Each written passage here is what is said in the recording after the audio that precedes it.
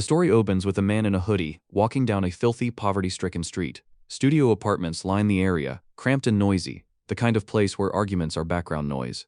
Two men bicker openly, one of them even spitting on the other's shoe as they argue about getting a job, calling each other random and useless. Above all of it, the protagonist calmly narrates that this neighborhood of tiny studio apartments is always loud and disgusting. This miserable place is his home, a 180-square-foot rooftop apartment that barely qualifies as living space. He pulls down his hood, sighs deeply, and resigns himself to ramen for dinner again. Bro is broke just like me. In his hand is a cheap packet of instant ramen, because he is in survival Minecraft mode. This is where we're formally introduced to our boy Bong Joo-hyuk. He's 25 years old, officially unemployed, yet ironically juggling 3 part-time jobs, working as a convenience store cashier, a waiter at a barbecue restaurant, and a day laborer. Despite all that grinding, he explains there's a simple reason he can't save any money, because he is in debt. No matter how miserable he lives his life, paying the debt off comes first. As he prepares his ramen, his narration continues. He admits he has no special skills, nothing remarkable about him except a healthy body. There's no bright future waiting ahead. This, he says bluntly, is the life of a pathetic loser, just another loser barely scraping by. But then, he notes, this ordinary miserable day is exactly when everything changes. Out of thin air, a blue system panel suddenly appears in front of his eyes, displaying his name, Bong Joo-hyuk, and announcing that he has awakened. The glowing notification shocks him completely. Still distracted, he takes a bite of the steaming ramen, instantly burning his tongue. He curses out loud, muttering what the hell just happened, while staring at the system window in disbelief. Awakening? He questions it. He explains that awakening is something people call a blessing, a jackpot that can flip your life upside down overnight, a stroke of luck rarer than winning the lottery. But there's a catch, you have to stay alive to enjoy it. Entering the tower is deadly. You can be torn apart by monsters, frozen or burned by extreme environments, poisoned, crushed by traps, or killed in countless other ways. Those are just some of the ways people die inside the tower. Because of that, Bong admits he's avoided confrontation his entire life. He does everything he can to stay away from danger. He is a loser and a coward, someone who's lived cautiously just to survive. And now, suddenly, he's awakened. Doubt creeps in immediately. He wonders if this awakening is even real, or if he's just so exhausted that he's hallucinating. Desperate for confirmation, he shouts for his status window. Another system panel appears instantly, listing his profile. His affiliation is Black Tower Korea. He's level 1. His trait is listed as Summon, Concurrent Summon, with an empty catalog. Skills include Designated Summon, Random Summon, and Unsummon. Seeing all this makes it impossible to deny, it's real. He reaches out to touch the screen, but his hand passes straight through it. His heart races as he realizes this isn't a dream. Still, confusion remains. His trait is Summoning. He explains that all awakened individuals are granted a trait, abilities that come in many forms: swordsmanship, spearmanship, shield arts, archery, martial arts, gigantification, slashing, summoning, healing, and more. Advanced summoning can involve spirits, familiars, golems, or demonic beasts. Summoning allows a summoner to utilize specific categories of summoned beings. Bong questions himself about what kind of summoner he is. Deciding to test it out, he extends his hand forward like a hero in a movie and activates his skill, calling out for a summon. Nothing happens. He tries again with random summon, but still nothing. Then it hits him. Skills don't work outside the tower. He explains that a player's abilities can only be used inside the tower. Outside of it, aside from checking their status window, awakened players are no different from ordinary people. It's common knowledge. Feeling stupid, he mutters that there's no way a skill would activate outside the tower. Right then, a system panel appears, stating that random summon has been activated. Shock ripples through Bong as purple light begins to gather in front of him. The energy condenses, shaping itself into a human form. In the next second, a man materializes from the light. Bong stands there, drenched in sweat, completely stunned. He can't understand why it worked. He's not inside the tower. He stares at the summoned being and questions internally, is he actually a person? Bong's mind spirals. He didn't summon a spirit or a golem, he summoned a human. Then something even stranger happens. The summoned man smells the ramen. The scent drifts into his nose and his attention locks onto the bowl. He points it out immediately and asks if he can have just one bite. Bong, still overwhelmed, agrees. The summon digs in, gulping down the noodles in one go. Slurp after slurp, he demolishes the ramen, commenting that it's spicy and hot but continuing anyway. He says the company must have release a new spice flavor. Bro is just like me, I am also a ramen lover, comment down if you also love ramen. Meanwhile, Bong internally judges him as a one-bite moocher who can't even handle spice, noting that the ramen is mild. Despite the absurdity, Bong's confusion deepens. How did his skill activate outside the tower? And why has he never heard of a human summon before? He immediately calls up his status window again. The panel explains his summoning ability in detail. He can summon humans and demi-humans. Summons are divided into tiers: R rank, rare SR rank, super rare SS rank, Special Super Rare and LSSR. Legendary Special Super Rare. The summoner and the summon can communicate freely under all circumstances. Bong compares it to pulling characters from a gacha game. Another system message appears, explaining the 3 rules governing summons. First, the summon must protect the summoner's life above all else. Second, the summon must absolutely obey the summoner's orders. Third, if the first and second rules ever conflict, the first rule takes priority. Bong pauses on that, absolute obedience. He admits it actually sounds pretty nice. Naturally, his next question is obvious. Who exactly did he summon? The system panel answers by opening the summon catalog. The summoned man's name, John Kosak, the mad assassin of the Cruel Assassin Guild. His rarity is SR rank, super rare. His type is assassin. Human manifestation duration is 6 hours. Satisfaction rating is listed as none. Resume cooldown is 3 hours. The narration reveals that John Kosak is both the greatest asset and the biggest headache of the Cruel Assassin Guild. Despite his madness, his mission success rate is an insane 99%. He even managed to assassinate a 5th Circle Warlock, and that is where his legend and his end begins. Our protagonist suddenly clutches his head as a violent rush of information floods his mind. Before he can even process what's happening, his eyes widen, his consciousness slipping into a trance, and in the next instant, his body, or maybe his soul, teleports elsewhere. He finds himself in another place entirely, watching John Kosak, the assassin, pass right by him. The protagonist feels nothing, like he's just a ghost watching history replay itself, as if he's witnessing John Kosak's past through a VR device. John Kosak charges straight into battle, rushing his enemies and cutting them down in an instant. The protagonist can't help but wonder if this is Kosak's past, but then another thought slams into him. Is this guy insane? Because after killing them, John doesn't stop. After beheading his enemies, one after another, and then calmly ties ribbons around their severed heads like a gift wrap. At that moment, the realization lands. So this is why he's called the Mad Assassin. Then we get to know John Kosak's end. His downfall comes from a single fatal failure. His final target was someone absurdly powerful. John enters a room to carry out an assassination, dagger in hand, confident as ever. But the target turns out to be the Empire's strongest swordmaster. In one brutal instant, John Kosak is cleaved clean in half, his upper and lower body flying in opposite directions. Bro got the Gojo treatment. Watching all this, Bong finally understands, this was Kosak's last memory. The vision ends, and suddenly John Kosak appears behind Bong, asking what Bong is thinking about. Startled out of his mind, Bong falls backward on his ass. John apologizes, saying he was just wondering if Bong had any orders for him. Bong is still shaken, having just witnessed the assassin's past and his psychopathic habits, but he remembers what the system said. A summon must absolutely obey the summoner's orders. Taking a deep breath, Bong steadies himself and starts issuing commands. He tells John Kosak to wash the ramen pot. John does it instantly. He tells him to wipe the table clean. Done instantly. Bong is stunned. The guy is insanely fast, doesn't complain, and carries out every order without hesitation. Testing the limits, Bong nervously asks if John would really follow any command, even something absurd. John replies that he will obey any order from his summoner. Then Bong issues the command to John, bark for him like a dog. John's face darkens and there is a moment of silence and the air heavy, like what will this madman do? For a moment Bong panics, thinking he went too far. This was a powerful man in his past life, surely he has pride. Did he just snap? But before Bong can spiral any further, John suddenly drops to all fours, walks around him like a dog and starts barking. Bong gives a thumbs up, internally thinking this guy is genuinely, absolutely obedient. That's when loud knocks slam against the door, snapping both of their attention away. Angry shouts echo from outside, calling Bong by name and demanding he open up.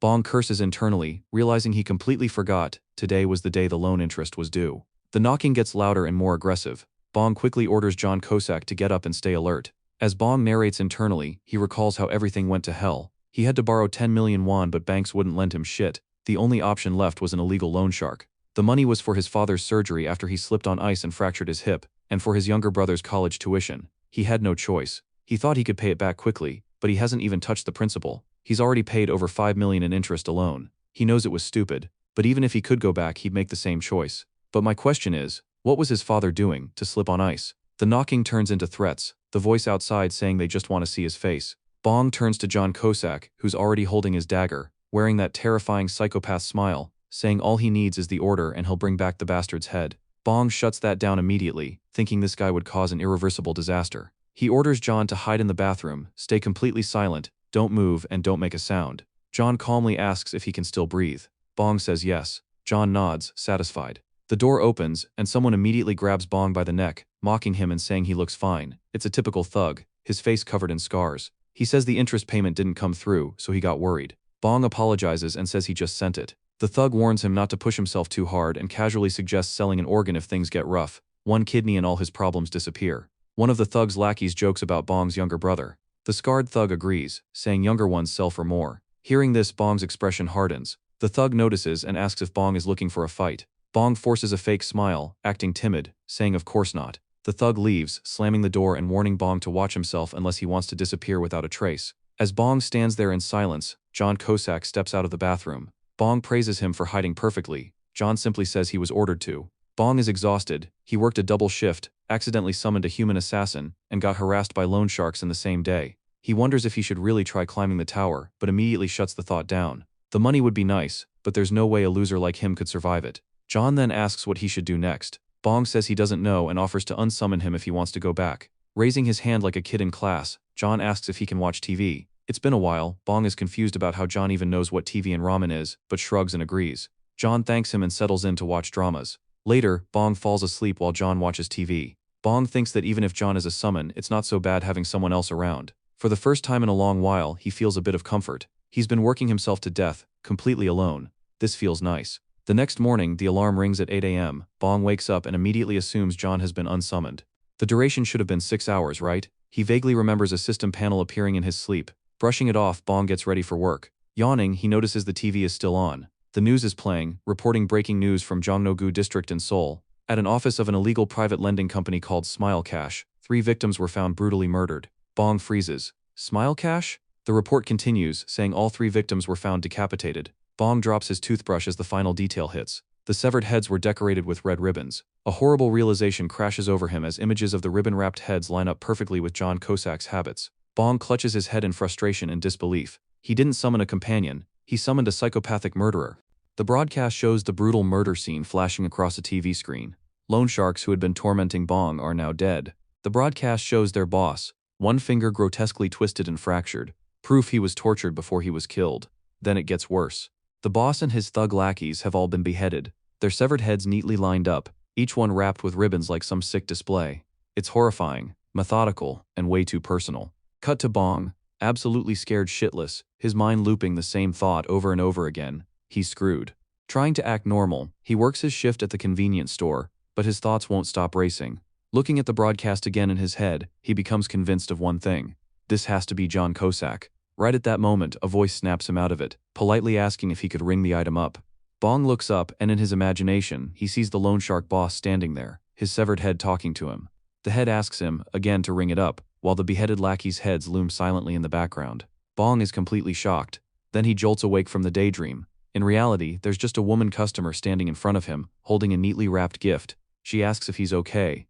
Bong hurriedly apologizes and says he'll riz her up right away. Appalled after his shift ends, he steps outside as snow begins to fall. His thoughts spiral again. He can't keep working like this. Tomorrow, he decides, he's taking a day off from all his jobs. As he walks through the falling snowflakes, he can't stop wondering if the people who died were killed because of him. The scene transitions into the night. Alone, Bong opens his status window and carefully examines the catalog entry of his summon. It lists John Cusack as the mad assassin of the Cruel Assassin Guild. Grade SR, super rare. Type assassin human. Manifestation limit 6 hours. Satisfaction rating none. Resummon cooldown 3 hours. Reading it, Bong can only think that John really is a mad assassin. As his summoner, John won't harm him, but that doesn't stop him from being scary as hell. Bong attempts to summon John Cusack. Nothing happens. Instead, a system panel appears, instructing him to leave a satisfaction rating before the designated summon can proceed. A 5-star rating interface pops up. Bong immediately realizes that this is why the catalog had a satisfaction rating section.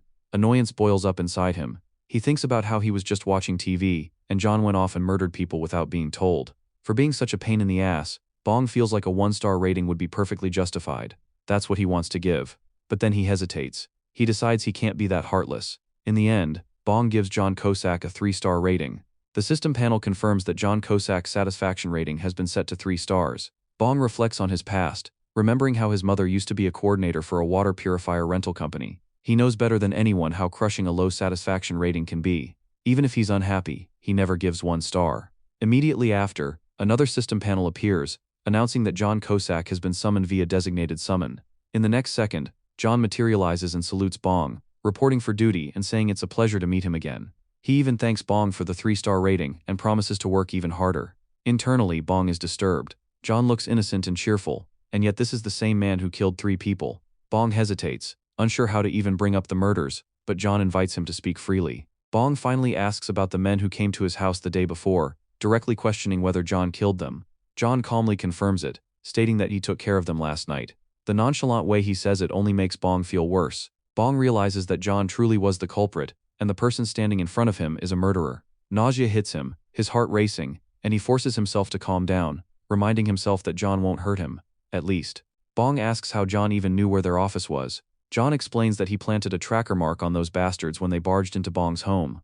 Bong is stunned and asks what a tracker mark is, wondering if it's some kind of skill. Then he asks the bigger question, why go that far? John explains that they were a threat, and threats should be eliminated in advance. Bong protests, saying he never ordered John to do that. John reminds him that this falls under the 3rd clause of the 3 principles of the summoner. Seeing Bong's confusion, John explains it simply. Absolute obedience is required, unless the summoner is in danger. That clause allows disobedience for the summoner's protection. Bong tests this logic by asking if John would disobey an order to kill him. John gives a thumbs up and confirms that he would. Still uneasy, Bong argues that there wasn't an actual threat, and that it was John's own judgment call. John agrees, stating that the 3rd clause can be interpreted in many ways. From his perspective, those men would eventually have endangered Bong's life, making his decision perfectly reasonable. Bong panics and blurts out that this way of thinking is psychotic. Immediately he realizes he crossed a line and apologizes. John takes it calmly, saying it's quite alright and that he hears that a lot. Bong thinks to himself that it's not that he doesn't understand, it's that this power dynamic could be extremely dangerous. He imagines a scenario where he's walking down a crowded street with John. If he accidentally bumps into some punk who mouths off with a threat they don't really mean, John might interpret it as lethal danger. That guy would be dead in the next second. Bong bites his thumb, thinking deeply about the problem. Suddenly John kneels in front of him, taking responsibility. Bong is startled and tells him to get up. He speaks firmly, making it clear that murdering people doesn't help him and could land him in serious trouble. John fires back confidently, insisting that no one would ever know. Bong presses him, asking if he'll do it again. John admits he can't promise that. Determined, Bong lays down a rule. Unless there's literally a knife at his throat, John is not to kill people based on mere suspicion. John salutes and responds that he'll use his best judgment. Bong finally exhales in relief. Even so, he can't help thinking that John is being evasive. Still, he tells him it's fine and dismisses him. But John casually drops the question, by the way, has the summoner ever considered climbing the tower? The thought hits Bong hard. He freezes, visibly unsure, his mind spiraling. Yeah, climbing the tower is a once-in-a-lifetime opportunity, the kind people dream about, but fear grips him by the throat. It's dangerous. People die in there. He could die in there. Bong looks at John and hesitantly asks if there were other summoners, people who summoned him before. John Cusack answers honestly. There were. They were strong, brave, the kind of people who charge forward without hesitation. Bong feels shame wash over him. He admits that some people use their awakened abilities to save the world, but he doesn't have that kind of courage. He can't risk his life like that. John starts to speak, calling him Summoner Bong, saying he truly is, only for Bong to cut him off first. He already knows what John is going to say. He calls himself a pathetic coward. And then, in the very next second, John beams at him with a cheerful smile and declares him the greatest summoner of all. Bong's brain short-circuits. What the fudge macaroni is wrong with this guy? John steps closer and asks a question. What is a summoner's greatest virtue? Safety first, always. Bravery is poison. A brave summoner is a dangerous summoner, because you never know when they might die. And if the summoner dies, summoned beings can't come out anymore. Bong finally gets it. John is saying all this because he wants to be summoned more often. John doesn't even deny it. He tells Bong not to worry. He'll handle all the dirty work. Bong just needs to lay low, stay safe, and live a long, long life. Hearing this, something warm passes through Bong, a strange nourishment, the comfort of relying on someone else, mixed with genuine encouragement. The next morning, Bong wakes up exhausted. He couldn't sleep. His head was too busy replaying the same question over and over. Should he climb the tower or not? Who is he to even think about climbing it? He should just be grateful his debt vanished, along with the debt collectors, and move on with life. Standing on his terrace, he decides he'll live safely. He'll work a normal job, or several normal jobs. If he just works hard, everything will get better. Everything. While stretching, his phone rings. It's his dad. Bong checks in, asking if he's keeping up with rehab. They mention transferring to a bigger hospital, but then the real shock hits. His mom got fired. His dad brushes it off, telling him not to worry too much. He only called because he hadn't heard from his son in a while. Bong promises to visit soon. They'll get a meal together. His dad tells him not to push himself too hard. They hang up. Bong lowers the phone, and the reality sinks in. Climbing the tower isn't optional anymore. It's inevitable. The next moment he's fully geared up like a paranoid disaster survivor, baseball bat in hand, safety helmet strapped on, stacked with every piece of protective equipment he could think of. He tells himself he'll just check the first floor. A quick peek. If it's dangerous, he'll leave immediately. It works out anyway. He took the day off from all 3 of his jobs. First comes the summon. Bong hesitates. Does he really have to stick with that psycho John? Can't he try summoning someone else? Who knows, maybe he'll pull a legendary special super rare summon. Bong activates his random summon with high expectations, but reality instantly slaps him in the face when the system panel pops up and declares that random summon is unavailable. The cooldown is brutal, 28 full days, with 11 hours, 8 minutes, and 37 seconds still remaining. In that moment it finally hits Bong that the cooldown isn't some short inconvenience but an entire damn month, and the realization leaves him with 0 options and 0 mercy from the system. Left with no other choice, he goes ahead and summons John Cossack, and just like that, the summon is complete. John Cossack appears and immediately salutes, confidently introducing himself as Summoner Bong's servant and thanking him for the 5-star rating while reporting for duty. Bong, meanwhile, is internally spiraling, thinking he doesn't know that I tried to summon someone else, right? Still, he awkwardly looks away, swallows his confusion and welcomes John Cossack anyway. With his decision made, Bong announces that they're entering the tower. At first, John reacts with excitement, impressed and calling Bong brave for going in already. But that enthusiasm crashes almost instantly, and John takes it back, warning him that bravery is probably a terrible idea right now. Bong reassures him, saying he's not planning anything crazy, just a quick taste of the tower before dipping out. John agrees that it's a wise decision and tells him to ditch all the crude, unnecessary equipment. Once they're inside, John promises to act as his guide and make sure Bong enters safely and stays comfortable the entire time, insisting that Bong won't even need to lift a single finger. Bong agrees without arguing. As Bong prepares to enter, another system panel appears, formally asking whether he wishes to enter Korea's Black Tower and stating that the currently accessible layer is floor 1. Before clicking yes, Bong turns to John, who eagerly asks if they're ready to go. John answers his own question with an enthusiastic yes, and in the very next moment, the 2 of them are pulled into a virtual otherworld dimension, full-on Matrix-style shit. The system panel announces that they are entering floor 1 of Korea's Black Tower.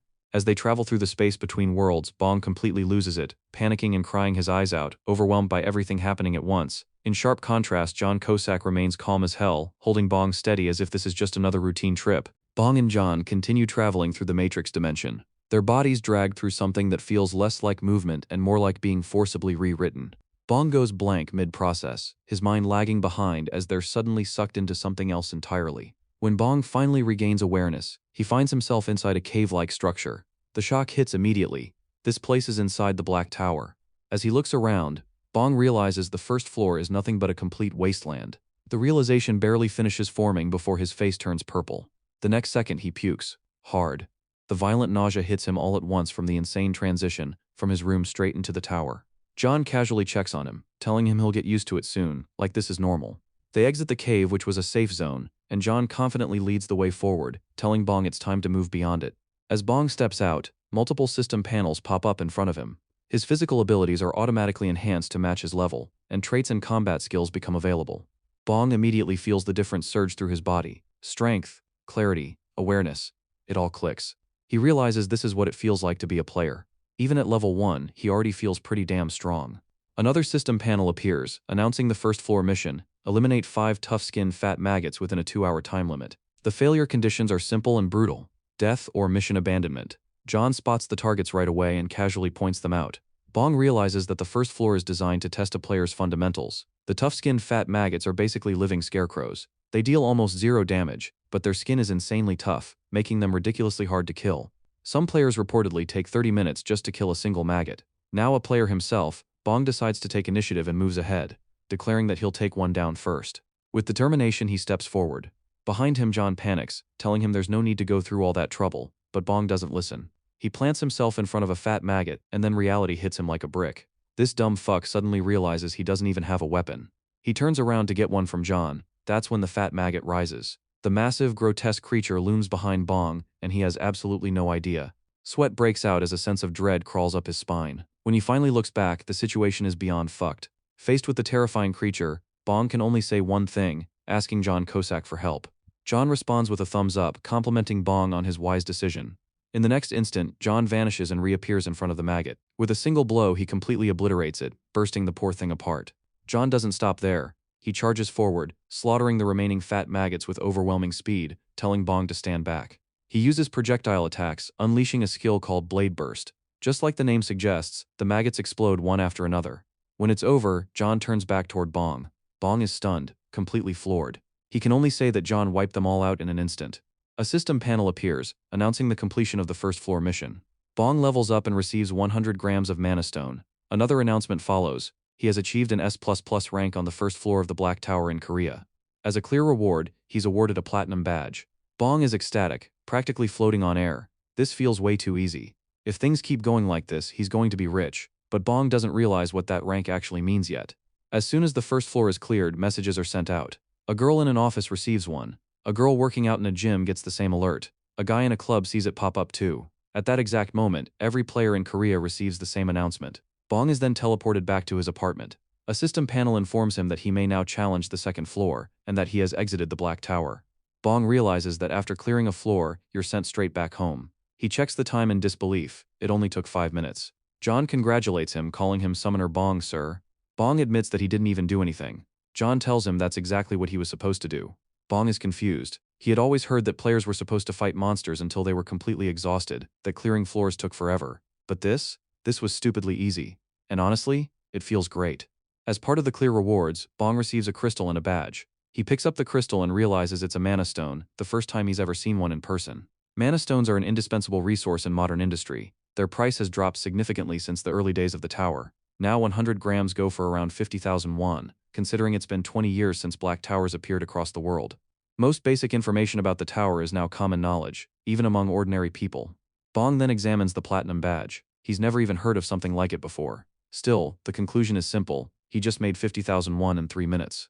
In the background, John casually turns on the TV and starts watching a drama. Feeling good, Bong suggests they eat. He orders delicious food and the rich aroma fills the room, instantly invading John's nose. John asks if it's hot. Bong assures him it's not, explaining that he ordered regular jokball because John can't handle spicy food. John insists he smells something spicy anyway, while Bong internally thinks about how disastrously bad John is with spice.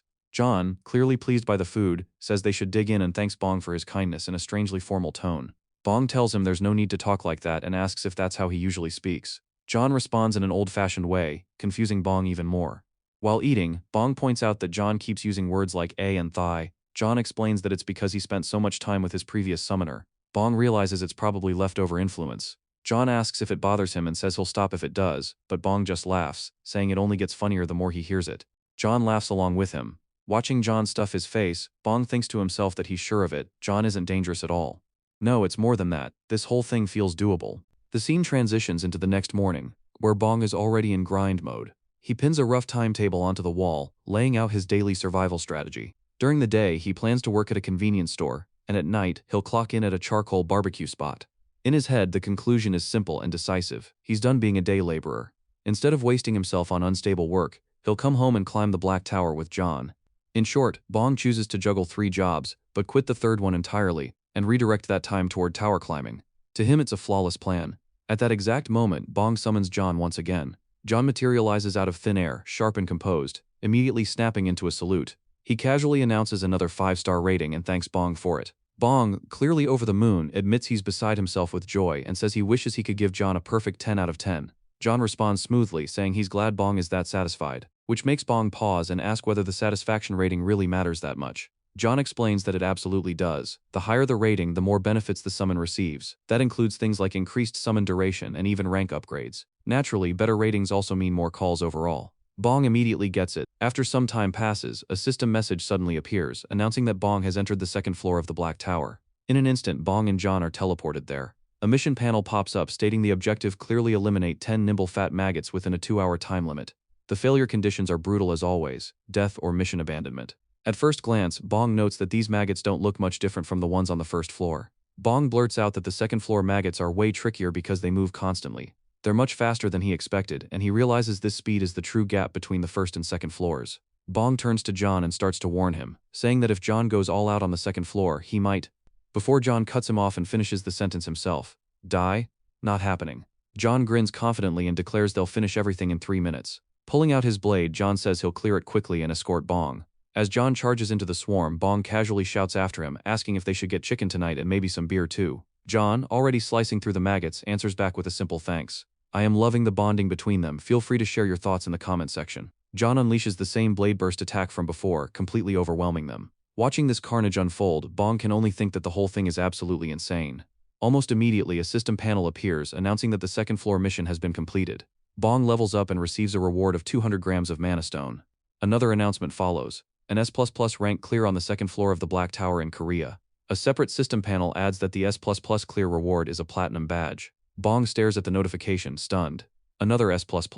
He wonders if it's really okay for things to be this easy. Everything feels way too fast. With this pace, he realizes he can jump in and out of the tower before his morning shift even starts. Without wasting any time, Bong and John immediately proceed to the 3rd floor. The mission there is to eliminate 10 ice-bloated grubworms.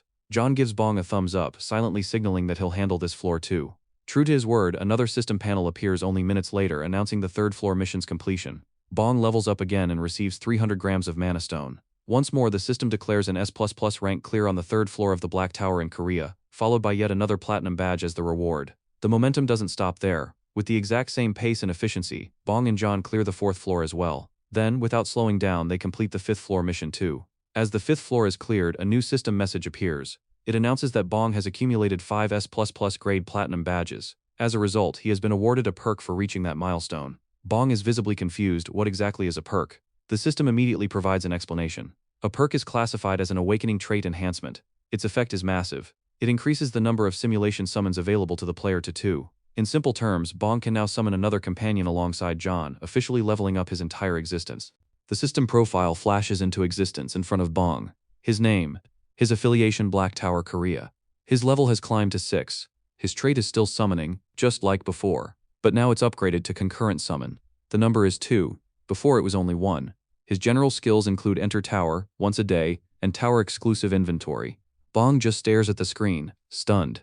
2 concurrent summons? That means he can bring another one with him. Sweet. Inside the tower, John Kosak can already solo every floor without breaking a sweat. And the S++ clear rewards? Absolute top tier. Since this is clearly turning into a long-term battle, climbing the tower like this will be way easier and way safer. Using random summon to summon his other summon isn't an option yet. The cooldown still has over 20 days left, so Bong decides to play it safe. Let's just survive carefully until then. The 3 of us? No, scratch that. While I slacks off, my 2 summons will keep clearing the tower and farming those juicy S++ rewards. We see tomorrow, Bong and John will climb the 6th floor. The scene cuts to Hanamdong, Seoul, South Korea, inside the Korean Awakening Management Department. In a quiet office, 3 people are present, 1 baldy, a man sitting on a sofa, and a woman standing nearby. The man on the sofa wonders when the announcement will arrive. Morning? Evening? Maybe even late at night? The woman steps closer and asks, thinking about the announcement. This man is Guang, a team leader in the Awakening Management Department. The woman is Lee Mina, the department's manager. Guang snaps at her, telling her to stop prying into people's minds. Mina shrugs it off, she just can't help being curious. Guang asks the real question. Has the new announcement arrived? Mina answers yes. It's an S++ rank clear on the 6th floor of the Black Tower Korea. Guang's expression darkens. Lately, Black Tower announcements have been popping up non-stop, and every single one is another unbelievable S++ clear. There's no doubt about it, this is the work of a single person. They're clearing every floor in order, from the 1st all the way to the 5th. If this person keeps going and clears the 7th, 8th, 9th, and even the 10th floor, and every clear is S++, then they're dealing with someone unprecedented. Someone terrifyingly talented. Suddenly, the baldy slams his hands on the table. He's Park Kyung-soo, the director of the Awakening Management Department. He reminds them that the highest rank ever recorded in Korea was only A rank. They only recently learned that ranks beyond A even existed. And now announcements appear whenever someone achieves S++ rank. Player migration has become common worldwide, and kidnappings have already been happening in secret. If they're not careful, Korea could lose this player to another country. They need to find this person immediately. Closely monitor every newly registered player. 2 days later, inside Bong's apartment, Bong asks John Kosak if today's target is the 8th floor. John answers casually while washing dishes. Yup. Bong thinks to himself that they're clearing 1 floor a day without any difficulty. Honestly, the 1st to 10th floors are basically the beginner zone, so this smooth run makes sense. The scene shifts back to the tower. Bong and John are on the 8th floor, where the mission is simple. Defeat 10 red thorn frog warriors. The frog warriors rush toward them, tongues snapping out in zigzag attacks. But before they can even register what's happening, John Kosak imbues his blade with energy and slices through the incoming frogs like butter. An announcement rings out. The 8th floor mission is complete. Bong levels up. The reward is 800 grams of mana stones, plus 5 tower exclusive healing potions. Then another announcement follows. S++ rank achieved on the 8th floor of the Black Tower Korea. The reward is the same as before, a platinum badge. Back at the apartment, John comments that it's another day, another floor cleared. Bong can only reply that he didn't even do anything. John laughs it off. Just entering the tower is already the hardest part. Bong admits that even so, they're able to climb so easily thanks to John. John quickly reminds him not to let their guard down. The floors after the 10th aren't something to take lightly. Bong thinks about it. They cleared the floor in 3 minutes again. Should he give Kosak a reward for all his hard work? There's still plenty of time left in the real world, so Bong pulls out his wallet and offers John some cash. Why not go out, eat something good, have fun, just don't cause trouble? John immediately refuses. Bong is confused. Why not? John explains calmly. Summoner Bong, I can't leave your side. I'll just watch TV at home. Bong realizes that the principle of absolute obedience doesn't apply here, so Bong makes another suggestion. How about ordering chicken? John instantly lights up. That sounds good. He turns away, fully committed to his imaginary chicken cosplay, and starts ordering on the phone, requesting very specific flavors. Not spicy, honey cheese butter, sweet something or other. Yeah, that one. While John handles dinner, Bong checks his rewards. A tower-exclusive healing potion. He figures he should probably give it to John. But then there are the mana stones. He already has 3.6 kilograms sitting in his inventory. That's about 1.8 million won if he sells them. Maybe it's time to start cashing in. Day 10 arrives. Bong prepares to climb the 10th floor and realizes he should probably quit his part-time jobs. He originally thought he'd just dip his toes into the tower, but they've been clearing one floor every single day. Yesterday, even the 9th floor boss, the jungle cannibal corpse flower, was a complete breeze. Clearing floors is basically guaranteed now, and the S++ rewards are just a bonus. Bong imagines himself in a suit, raising a glass of champagne and a toast to John Kosak. How sweet. No, wait. Is he seriously forgetting that John Kosak is a crazy assassin who's murdered 3 people? Bong activates his designated summon to call John Kosak, but a system panel appears instead. John Kosak's satisfaction evaluation has reached 5 due to continuous accumulation of maximum scores. His devotion time is increased by 1 hour. Bong blinks. Oh, it really was worth giving him the highest score. John Kosak is summoned again, instantly making a heart shape with his hands like a real-life Korean idol. He thanks Bong and says he can now serve him for another hour. Bong tells him he'll be counting on him in the future. John replies confidently, "You can trust me." Together, they step into the 10th floor of the Black Tower, Korea. A system panel flashes into existence announcing that Bong Joo-hyuk's physical abilities have been forcibly readjusted to match his current level. Traits unlocked, combat skills now available, and at the same time both John Kosak and Bong stand safely inside the 10th floor's safe zone, and Bong immediately feels it. Now that they're on the 10th floor, his body is different, stronger. The tower having completely recalibrated him as raw physical power surges through his veins alongside a mysterious magic pooling low in his abdomen, sending his thoughts spiraling as he wonders, so, have I, Bong Joo-hyuk, become an untamable wild horse? And in his imagination, he literally sees himself as a feral, majestic wild horse galloping across open plains, unrestrained and unstoppable. And fueled by this delusion, he boldly turns to John Kosak, and declares that from now on he's going to help in battle, only for John to shut that down instantly, basically saying, "Hell no, your ass is way too weak," and that if by some freak accident Summoner Bong even gets scratched, he'd have to kill himself. Dead serious. But still trapped in wild horse mode, Bong confidently replies, there's nothing to worry about because he's already a wild horse, which John absolutely does not buy, as he insists Bong's cheers and praises are more than enough support. And that's all he needs, some urban legend level confidence right there. Yet Bong refuses to back down this time and starts to protest, saying he absolutely has to. When suddenly the ground shakes, Bong turns his head, and a massive eye is staring straight at him, belonging to a monster, not just any monster but a very monster that resembles a gigantic grasshopper radiating pure menace. And Bong instantly realizes this is the 10th floor monster as sweat pours down his face and a terrifying thought crosses his mind. How the hell did the other players even catch something like that? So knowing his place, he mutters that having both of them go after bugs like that feels a little demeaning to human pride. To which John calmly responds that he doesn't see why his pride should be hurt at all. Bong immediately disagreeing that no, it hurts his pride, a lot. So instead Bong switches tactics and suddenly transforms into a full-on cheerleader, hyping John up like a cheergirl and yelling encouragement like, "You got this, Kosak," causing the grasshopper monster to absolutely lose its shit as it launches a massive attack looming over John with overwhelming force. But in the blink of an eye, John dashes forward running straight along the monster's limb with eyes filled with pure murderous intent, and in the next second slashes the grasshopper apart,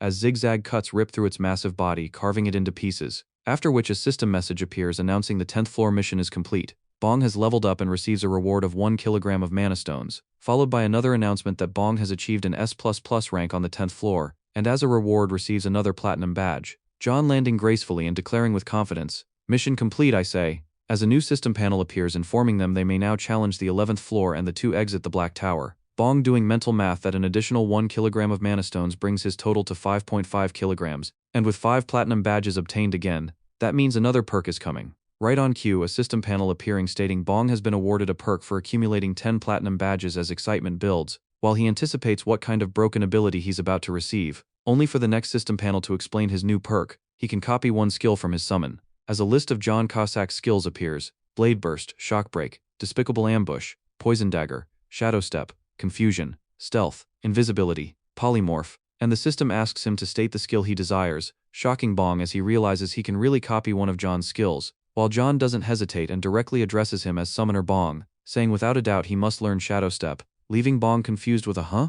As John continues that the skill copy option popped up, right, so no questions and no arguments, he has to learn Shadow Step, period. And when Bong asks why, John instantly answers that it's convenient for running away, so even if something happens to John, Bong can escape secretly and quickly. Bro really just called him weak. Bong processing this in silence. Run away? Wondering what kind of person John thinks he is and whether he really looks like the type who'd abandon everything just to save his own skin, only for the very next second to contradict every heroic thought he just had by selecting Shadow Step, the system panel confirming it as Shadow Step learned and registered in his status window, John clapping for him while Bong immediately starts justifying himself internally that even in combat quick footwork is extremely, very truly important. Isn't footwork the key to a good fight? Maintaining a dead serious face while thinking this, later wondering if the skill will work in real life and trying to activate Shadow Step inside his apartment, where nothing happens and he just runs around like an idiot while John casually watches TV, Bong eventually collapsing onto the floor exhausted and crying out that if they're going to make summoning real they should at least make the skills real too because there's no consistency, and what a load of crap.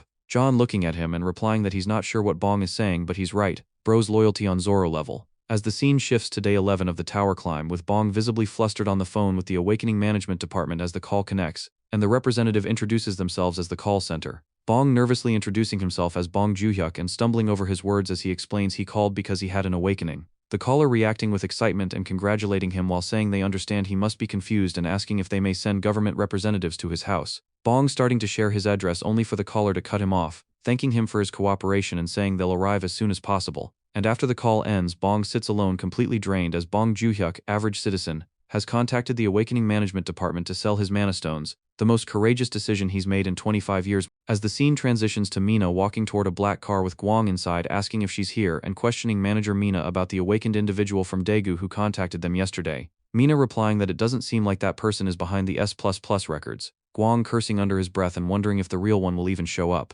Mina informing him another awakening application came in today and asking if he'd like to come along. Team leader Gwang agreeing that they need to hit the pavement and if it's the right person they'll bring them into the elite team no matter what, and shower them with every benefit the Awakening Management Department can offer. Meanwhile, officers from the department arriving at Bong's house as Bong frantically cleans and prepares before hearing a knock and a voice announcing they're from the Awakening Management Department. Bong panicking internally because they're here, opening the door and greeting Gwang and Mina while apologizing for the cramped space and inviting them in. Gwang introducing himself as team leader Jian Gwang from the Awakening Management Department, and explaining that manager Mina is also a player and encouraging Bong to ask her anything. Bong noticing Mina and immediately getting more nervous because there's a woman here too. Mina politely greeting him as Bong introduces himself again as Bong Juhyuk, only for Mina to suddenly step very close to him, Bong freezing as she stares straight at him and asks a question that makes his heart stop. It's you, isn't it? The S++. Leaving Bong completely shocked. Bong was completely flustered because Mina had been way too close to him, like, dangerously close. His brain started short-circuiting as he wondered what the hell was going on. He questioned whether there was some awakened detection method he didn't know about, and his first instinct was to deny everything and just act normal. But being the dumbass he is, he started talking in a robotic voice and thought he might have heard about it somewhere. Still, he forced a laugh and insisted that it wasn't him. Meanwhile, Mina carefully observed his behavior and internally noted that his reactions were textbook signs of lying. Just then, Gwang suddenly stepped in, trying to pull an I like your cut G move, basically slapping Mina and telling her not to push people like that. Mina effortlessly dodged the strike and calmly said she would be more careful. Gwang then apologized to Bong for being rude to a player and Bong brushed it off saying it was fine. But internally Bong realized that they had just been probing him. The scene then shifted as they introduced Tavi, the mascot of Korea's Black Tower. With an energetic tone, Tavi asked if they wanted to learn about the tower and told them to just follow along 1, 2, 3 and suddenly everything went poof. Then it appeared. Jet black, ominous, and overwhelmingly massive, towering so high that it dwarfed even the tallest skyscrapers on Earth. This was the Black Tower.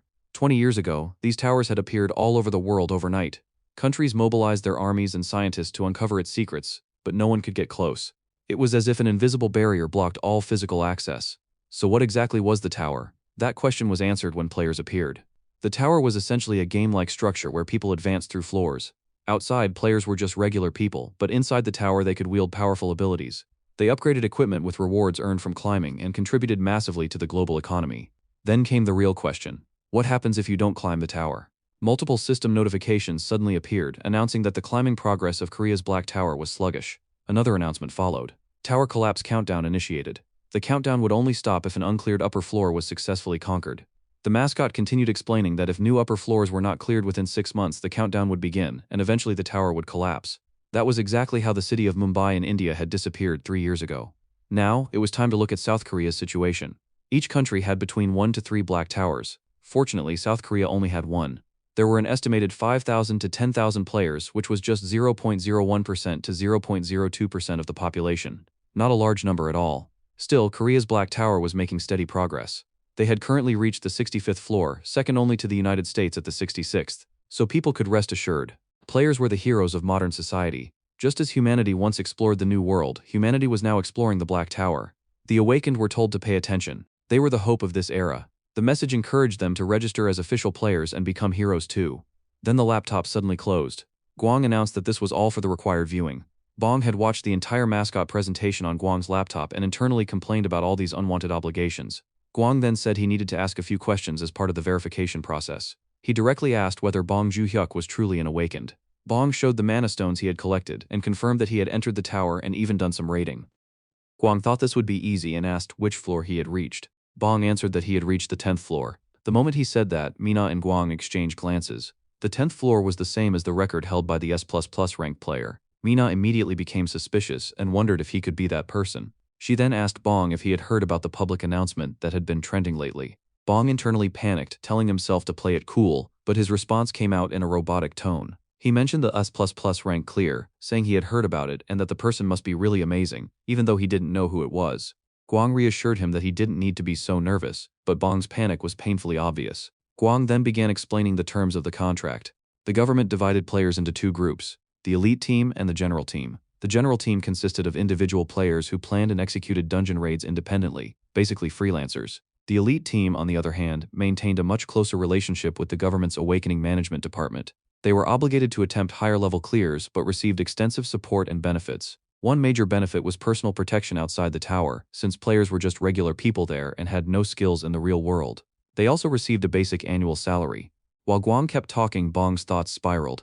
If they discovered he was the S++ record holder, he would become the center of attention. He imagined himself surrounded by reporters asking weird, invasive questions. The idea alone made him cringe. He hated being the center of attention. Then Gwang added that elite team members were required to film their dungeon raids using body cameras provided by the government. That was the final straw. Bong immediately declared that he would not be applying for the elite team. Gwang was shocked. Bong insisted he was perfectly happy with the general team. Gwang tried to persuade him, saying the conditions were much better, but Bong cut him off. He honestly claimed he had no talent and that everything was scary. He said he just wanted to stop at a reasonable floor and earn reasonable rewards. Gwang asked him to think about it more, but Bong firmly refused, saying he had already made up his mind.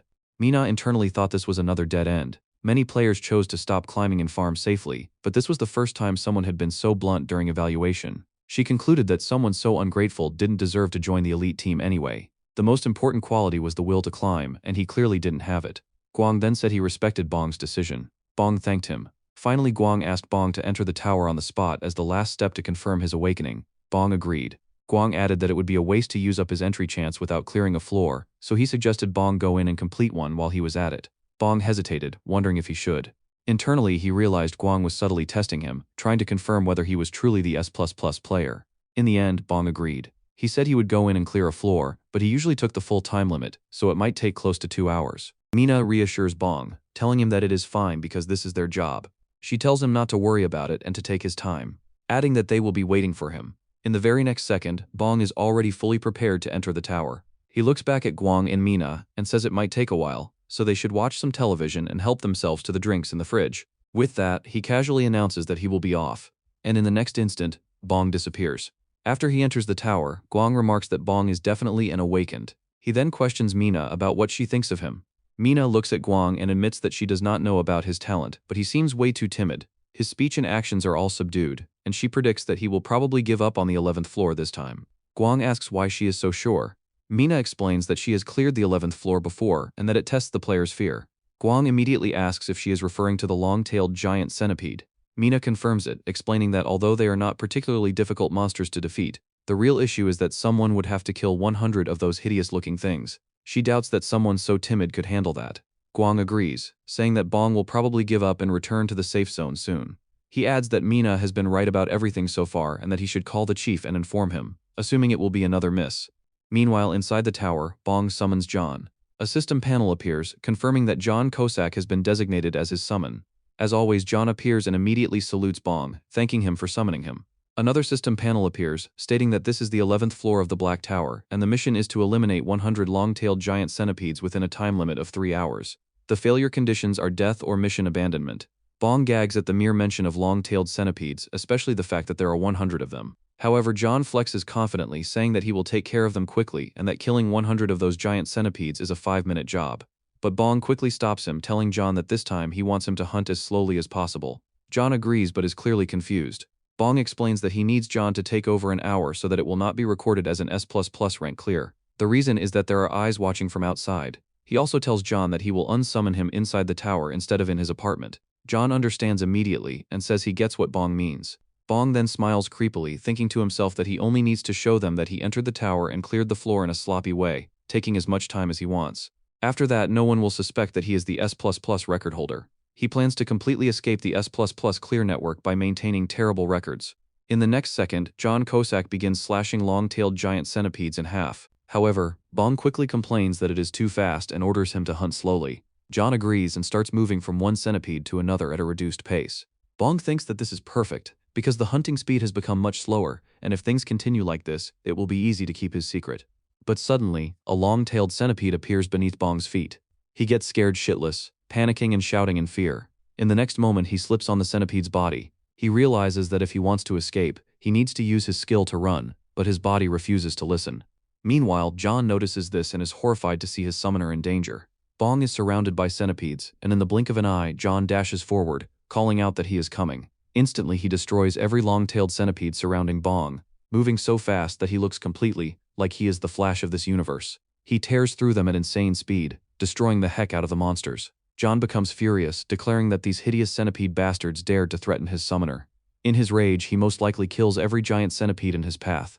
Bong, sitting there in fear, watches the one-sided slaughter and desperately tells him to slow down, saying he is killing them too fast. He insists that it is an order and tells John to slow down as much as possible. However, John replies that he will obey, but Bong Joon-hyuk's safety is the top priority. Bong begins to panic, realizing that if John keeps going like this, his worst nightmare will come true. And then it happens. A system panel appears, announcing that he has achieved an S++ rank on the 11th floor of the Black Tower, Korea. As always, he receives a platinum badge. Another system panel appears, informing him that he may now challenge the 12th floor. Immediately afterward, Bong and John are transported back to the apartment. Another panel confirms that he has exited the Black Tower, Korea. Back inside Bong's apartment, Mina comments that it has only been 5 minutes and that he should be giving up and coming out soon. Suddenly, a system panel appears in front of her. Gwang asks what is going on as Mina stares at the announcement. It is another S++ rank clear notification. Almost at the exact same moment the announcement appears, Bong is teleported into the apartment. Gwang is completely confused and questions what is happening. Mina is shocked, saying that it is impossible. The S++ rank clear for the 11th floor has appeared, and at the same time, player Bong has returned. Bong stands there after being teleported from the tower to his apartment. Then he speaks in a chilling tone, saying that he did not want to have to do this. He slowly raises his hand and tells the two of them that they will have to be silenced. Behind him, John stands ready with his blades, radiating terrifying killing intent, fully prepared to kill both Gwang and Mina. In an instant, John is already in motion. He dashes forward with terrifying speed and, before anyone can react, he beheads Mina and Gwang. Their heads roll across the ground, the scene unfolding in brutal silence. But this is not what Bong wanted. His command had been to bind those two immediately, not kill them. Seeing that John has already beheaded both of them, Bong completely freaks out. He shouts at John Kosak, demanding to know who said anything about beheading them. As the severed heads of Gwang and Mina call out to him, the horror closes in and suddenly Bong wakes up. It was all a dream. He finds himself drenched in sweat, breathing heavily, while Gwang and Mina in front of him, perfectly fine. Gwang looks concerned and asks if he is all right, pointing out that he suddenly started sweating. Bong, still shaken, apologizes, while internally he thinks that without realizing it, he suddenly became paranoid. Trying to regain composure, he insists that he is fine. Gwang then reiterates that their elite team desperately needs a man of his talent. Bong immediately tries to slip out of the situation, awkwardly saying that it must be a misunderstanding. He claims that the 11th floor run overlapping with another player was just coincidence. He even forces an exaggerated reaction, acting amazed at the coincidence. But Gwang is not buying any of it. He says the timing is a little too perfect. Bong stubbornly insists it is just coincidence, and even jokes that his accent got infected, but assures them it definitely was not him. When Guang asks if he is sure, Bong doubles down and confirms it. Guang calmly accepts the answer and pulls out a contract. Now that they have confirmed Bong has awakened, he says it is time to prepare the contract. But the moment Bong opens it, he is visibly shocked. It is an elite contract, even though he specifically asked for a standard one. Guang interrupts and explains that this is on a completely different level. It is a contract unlike any other in the industry, the one and only ultra-elite contract. It includes an annual salary of 12 billion won, real estate, VVIP treatment, thorough security, and on top of all that, immunity. At this point, Bong internally thinks that this basically puts someone above the law. He wonders if something like that is even allowed. It feels like royalty. These benefits are currently only granted to the top-ranked player in Korea. Guang urges him to take a closer look, saying it includes every benefit the nation can offer. But Bong firmly refuses. He insists that he will not become a player unless it is a regular contract. Guang questions why he is so opposed. Bong explains that he simply does not like attention. For him, receiving attention is a burden. This becomes clear through his memories. When he once entered a clothing shop, the staff asked what style he was looking for, but he panicked and immediately apologized before leaving. Another time, a shop employee thanked him for being a regular customer, yet even that attention made his heart pound. It becomes obvious to Guang and Mina that Bong is extremely introverted. Bong continues explaining that climbing the tower is fun right now, but they are only at the 11th floor. The future is uncertain, and he is still unsure. Guang internally decides that it is best to back down for now. He agrees and says they will proceed with a standard contract. The two shake hands. While doing so, Bong thinks that anyone watching this would find it frustrating. They would say he should just sign the elite contract, enjoy the benefits, and climb the tower. But with an elite contract comes responsibility. Even if he wanted to quit climbing the upper floors later, he would not be able to. The team was made solely for conquering the unclimbed floors. He refuses that kind of pressure. He is happy just living a better life than before. Afterward, Guang and Mina leave Bong's apartment. The scene shifts to the Awakening Management Department. Inside, the bald director confronts them, saying their report is completely different from what they told him earlier. He reminds them that they described Bong as timid and lacking ambition. Guang confirms that is correct. The director then points out that this same person achieved an S++ rank. Guang again confirms. The director cannot understand. Guang explains that Bong's personality is unique. He is the type of ordinary citizen rarely seen. The director asks if they could have mistaken him for someone else. Mina bluntly shuts that down, saying the timing matches perfectly. The director explodes in frustration. He declares that it does not matter if Bong is timid. He has exceptional talent and must be recruited into the elite team no matter what. Guang responds with a resolute expression, promising they will absolutely bring Bong into the elite team. The scene transitions again. Bong is furious with John Kosak. He yells that he told him it was an absolute no, but John still killed all the centipedes quickly, exposing everything. John apologizes. Bong warns him that if he does that one more time, he will be unsummoned immediately. John obediently agrees. Soon after, Bong arrives at the 12th floor of the Black Tower in Korea. The mission is to eliminate 20 icicle spear weasels within 3 hours. Failure, as always, means death or abandoning the mission. The environment is brutally cold, filled with ice, snow, and blizzards. Bong summons John again and carefully explains how they will hunt. He tells him to clear the floor gently and slowly. John salutes and moves out. Bong smiles, thinking that John is polite and quick to respond, and that he can trust him this time. If they clear the floor normally, the Awakening Management Department might lose interest. But the cold is worse than expected. Even though Bong prepared, the freezing terrain bites into him. He tells himself to endure it. John notices Bong's discomfort and becomes concerned, asking if he is all right. Bong insists he can manage. However, John decides to finish the mission quickly and escort him to a warm place. Despite Bong shouting for him to slow down, John begins slaughtering all the monsters. He reasons that Bong might catch a cold, and since colds are incurable, Bong's life is in danger. Bong is exhausted and reminds John about absolute obedience, but John ignores him and wipes out every monster. The floor is cleared. An announcement appears, declaring the 12th floor conquered with an S++ rank. As always, Bong receives a platinum badge. Meanwhile, Guang calls Bong and asks if he really cleared the 12th floor. Bong confirms but says the 13th floor might be difficult. He cuts the call, slightly irritated. In the background, John says it is warm now and Bong can rest. Without even looking, Bong unsummons him. John was about to watch TV. Tears form in Bong's eyes as he yells at the empty air, asking who John thinks he is trying to watch TV. He declares that there is nothing for those who do not obey. The scene shifted to the 13th floor of the Black Tower, where the mission was simple: pass through a corridor filled with traps. Bong and John stood right in front of the deadly pathway. Without hesitation, John suddenly picked Bong up like a baby, holding him in one arm as he assessed the situation, saying this place was completely unavoidable, and that there were far too many variables. He warned that Bong might get hurt somewhere along the way. Bong tried to protest, telling him to wait a minute, but John didn't listen. He ignored Bong completely and dashed straight through the traps, declaring that they would get past them immediately. The next moment felt almost unreal. In the blink of an eye, the 13th floor was already cleared, leaving Bong stunned and questioning everything. Then came the 14th floor. John explained that the giant eyeball bats used sonic attacks with an area of effect, meaning even Bong would get hit. He calmly stated that he would eliminate them before that could happen. And just like that, he slaughtered every single bat on the floor with terrifying efficiency, while Bong simply stood there, silently contemplating his life choices. Once again, the 14th floor was cleared in the blink of an eye. At this point, Bong mentally gave up, thinking screw it, whatever happens, happens. He pulled out his phone and checked his notifications. Money had arrived. He read it out loud in disbelief: 2.75 million won for mana stone sales and 2 million won for general player support.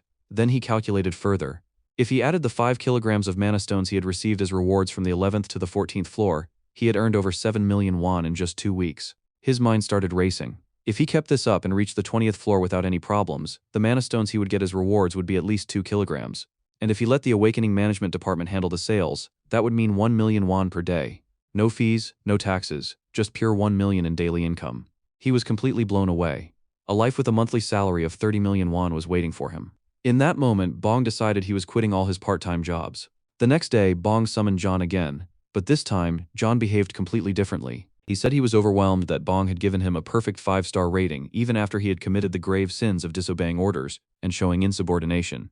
Bong told him to take it easy from the 15th floor onward, saying he would no longer order him to hold back. John looked at Bong, surprised, asking if that was really okay. Bong replied that everything was already out in the open with the Awakening Management Department. They already knew he was the S++ rank achiever. Bong smiled to himself. If they achieved S++ rank on the 15th floor as well, that would make it 15 platinum badges. There was a high chance he would receive another special perk. He could feel his greed growing. The more perks he stacked, the safer he would become. Then he confidently ordered John Cossack to move out. John Cossack saluted sharply, replying, "Yes, sir." They entered the 15th floor of the Black Tower, Korea. The mission was to eliminate 20 goblin workers. Bong hid behind a tree, thinking this was his first time seeing humanoid monsters. They weren't particularly strong, but they possessed intelligence. Starting from this floor, clearing missions would become annoying even if they had enough information. John quietly warned him that if even one goblin managed to escape, it would call the others. Goblins were cunning, so Bong needed to hide especially well this time. Bong couldn't help but notice that John actually cared about his safety. With a confident grin, John declared that he would eliminate them all at once. He activated his stealth skill. Bong watched in awe, wondering if he would be able to learn that skill someday. And as always, everything ended in an instant. In the next second, goblin heads started flying. In a flash, John completed the 15th floor mission by eliminating all the goblin workers. A system panel appeared, confirming the successful completion of the 15th floor. Bong had leveled up. The reward was 1.5 kilograms of mana stones and a tower-exclusive healing potion. Another announcement followed. Bong had achieved S++ rank and was awarded a platinum badge. He could now challenge the 16th floor. The next moment, they exited the tower and were teleported back to Bong's apartment. Bong immediately opened his inventory, counting his rewards. That made a total of 15 platinum badges. Surely he would receive another perk. Right on time, a system panel appeared, announcing that he had been awarded a perk for accumulating 15 platinum badges. Bong's heart raced with excitement. Yes, it was finally here. When he had collected 5 badges, he had received a perk that upgraded his trait. When he reached 10 badges, he had gained the ability to copy a skill from his summon. So what would it be this time? He waited in anticipation. Oh, my real voice is back. We see the perk that Bong got is an item. An energy barrier kit has been added to his tower-exclusive inventory, and a golden shining bracelet appears as Bong, looking at this perk, is puzzled about what this bracelet is, so he puts it on and we get to know the description of this bracelet, that it is an energy barrier kit, whose effect is to protect the user with a damage-absorbing barrier, with the limitation that the barrier disappears after absorbing a certain amount of damage, and must wait 5 hours before reuse, and a feature where the barrier effectiveness adjusts to the user's level, and in the next moment a virtual armor covers Bong's whole body, as Bong thinks, oh, this is basically full-body armor. And also the fact that it's not labeled tower exclusive means that he can use this barrier kit outside the tower as well. And to check it, we see he's enveloped in blue energy, confirming he can use the barrier kit in the real world too. But a thought appears in Bong's mind about how much he could get if he sold this, maybe 2 billion or 3 billion won, wondering if he should just sell it and quit climbing the tower, but then immediately reconsidering that there might be better rewards if he climbs higher. And just then, happily, Bong calls out to John, asking if they can clear floor 16 with an S++ right away. While John, busy eating his fried chicken, says clearing it is definitely possible, but they have to be careful, and he can't guarantee an S++ rank, and after listening to that, Bong is like, okay, is that so? But internally he's thinking about what he should do, and whether he should sell this bracelet, since he could be rich if he sells it. While Bong is thinking all this, John is just busy eating fried chicken like it's none of his business. The scene transitions to the Awakening Management Department, where we see the baldy director Kyung-soo, asking how long it has been since the last S++ clear reward stopped being updated, and Mina replies that it has been 15 days, while Gwang says he has learned that they are stuck on the 15th floor, and the baldy director clutches his bald head, saying heaven is so cruel for giving such talent to an incredibly timid player, as he bangs the table, while Gwang explains that the difficulty increases greatly from floor 16 onward, but player Bong hasn't given up on clearing it, suggesting they wait a little longer, and just then Gwang receives a message and informs the director that Bong is coming to the Awakening Management Department, because he wants to use the player shop, making the baldy director Kyung-soo suddenly excited, as he wonders if Bong has been repeating floor 15 to raise funds to buy items for floor 16, and Gwang confirms that seems to be the case, since Bong was empty-handed when they visited his home for Awakening confirmation, causing the baldy director to erupt, saying how could he be so stupid, and that he was about to criticize Bong without realizing this, ordering that when Bong arrives they should support him with whatever items he wants at a low price. Then we get a big jump as the scene transitions to 15 days ago, where we see John Koskak in a bad condition because he has been told something he couldn't even imagine in his dreams, since Bong has requested him to stab him with that dagger, as Bong lifts his t-shirt and says right here, stab me, and John, being Bong's summon, is obviously not going to do that, and Bro is in a pinch as he dramatically cries out asking why Bong is doing this to him, and saying that if Bong doesn't like him then just beat him to death instead or even break his arm, but Bong says he just wants to see if the energy barrier on his body is working properly, and that it's not like he's asking him to kill him, it's just a little stab, questioning why he's making such a fuss, but John Koskak refuses, saying he didn't hear anything, and that he can't hear him, making it clear he is completely opposed to this idea, while Bong gets frustrated, and in the next second, Bong takes matters into his own hands by grabbing John Koskak's hand that is holding the dagger and piercing himself, saying he'll just do it himself, and seeing this, John is completely shocked, like his soul just left his body. Just then, our dumbass protagonist Bong realizes he stabbed himself without activating his barrier, and we see the consequences as blood starts gushing out of Bong's stomach, while in the background, John Koskak says he'll cut off this evil arm that stabbed Bong, and Bong is confused about whether he should console John or pay attention to his stomach injury, and we see him applying a healing potion to his injury, and he's fine now, but John, panicking, says he absolutely cannot do that again. And while saying that he even spits on Bong's face, while Bong is like he gets it and tells him to go back to hunting, and John Koskak respects the order, and we see him zip past monsters, killing them instantly,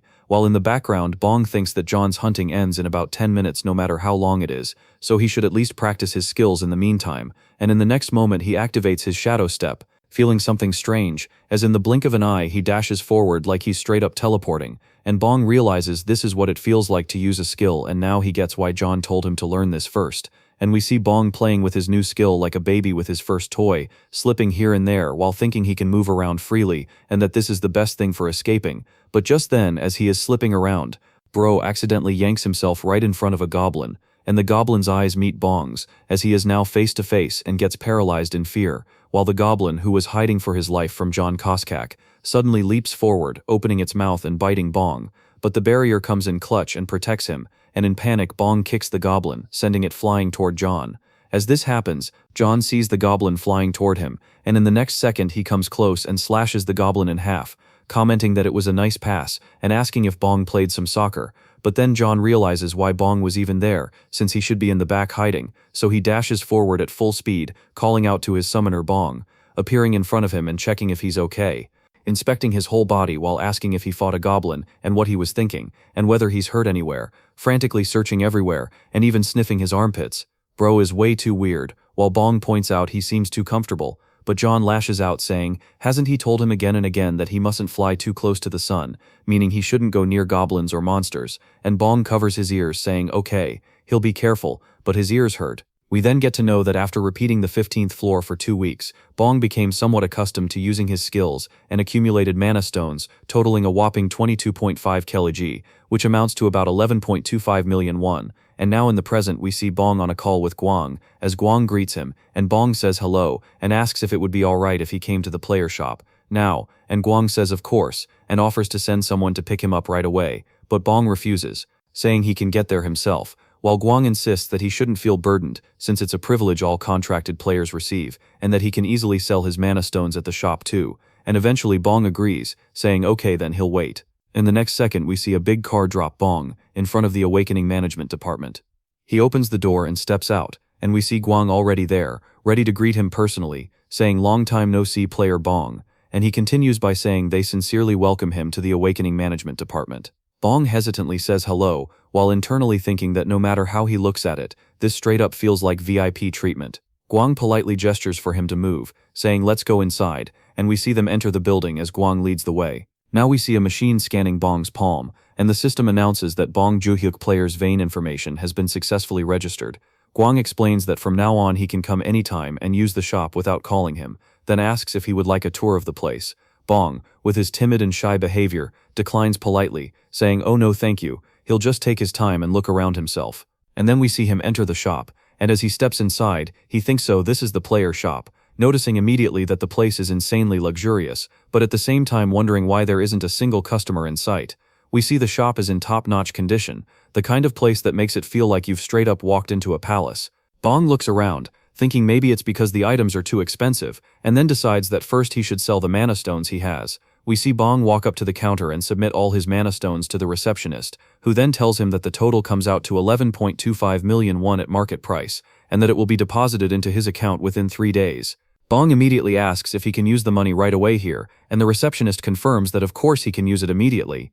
After that simple interaction, we see Bong already drained, thinking he should just buy something quick and head home because this whole thing is low-key overwhelming him.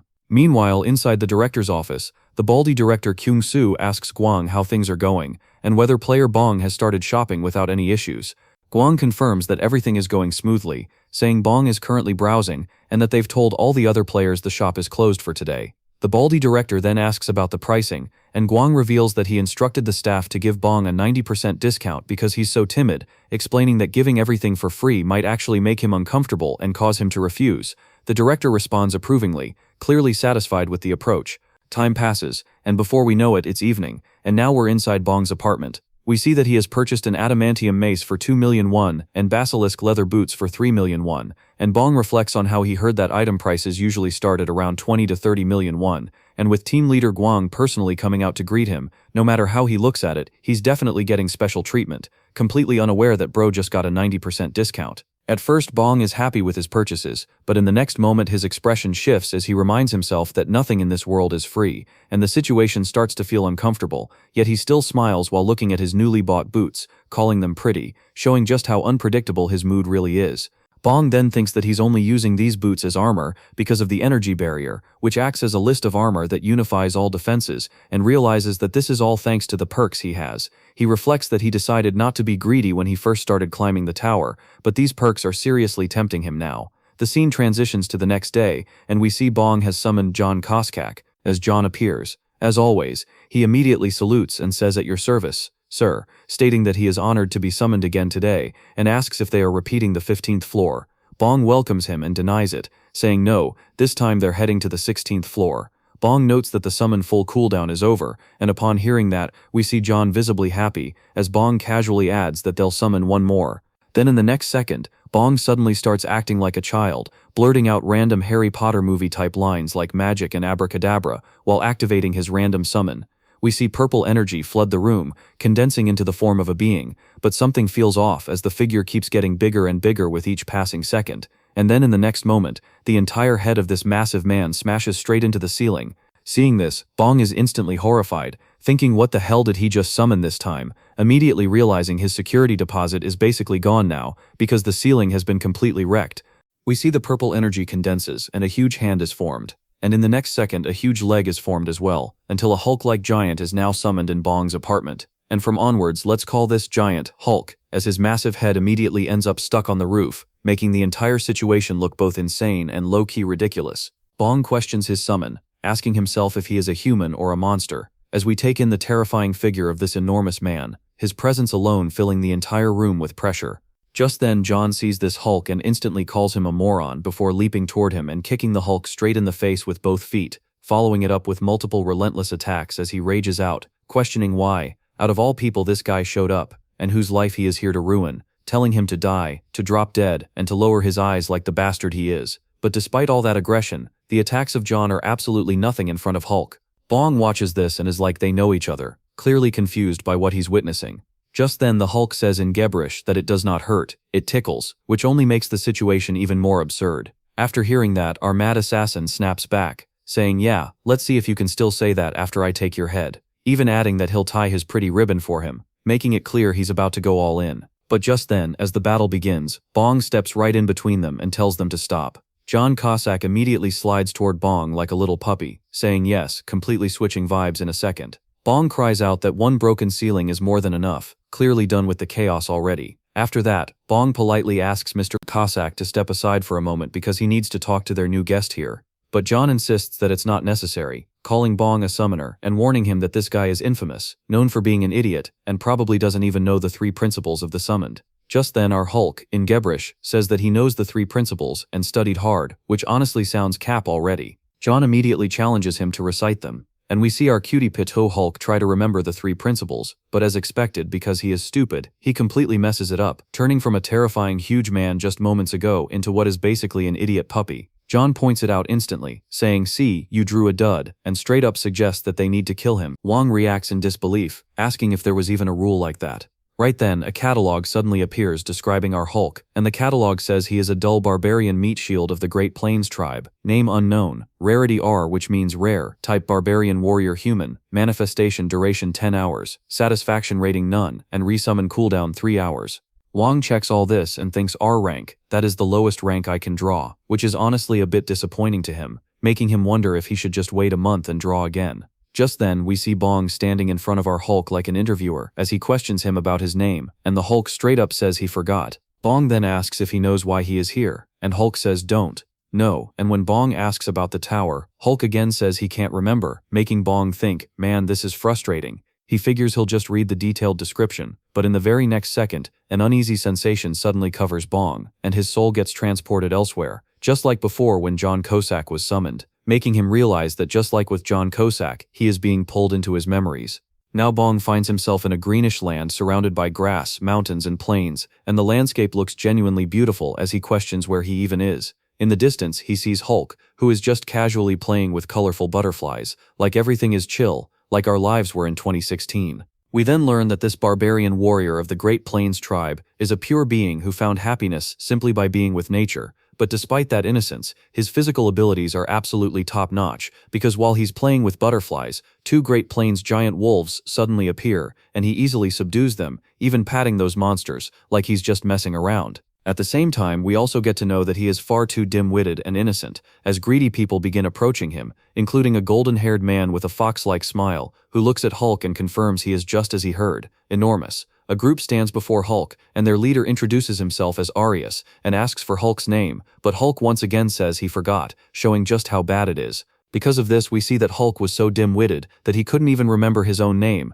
and he gets deceived by a fake hero, being used as a meat shield in a battle against the archfiend Hydra. Using his powerful body alone, he withstands the Hydra's breath and fights back, tearing off its heads one after another, completely unaware that his own skin is melting away, all for the sole purpose of protecting his comrades. In the end, he meets his demise, dissolved by the accumulated acid, while his so-called comrades literally jeer and laugh, calling him an idiot and thanking him because they easily won thanks to him, and all that remains of our Hulk is bone.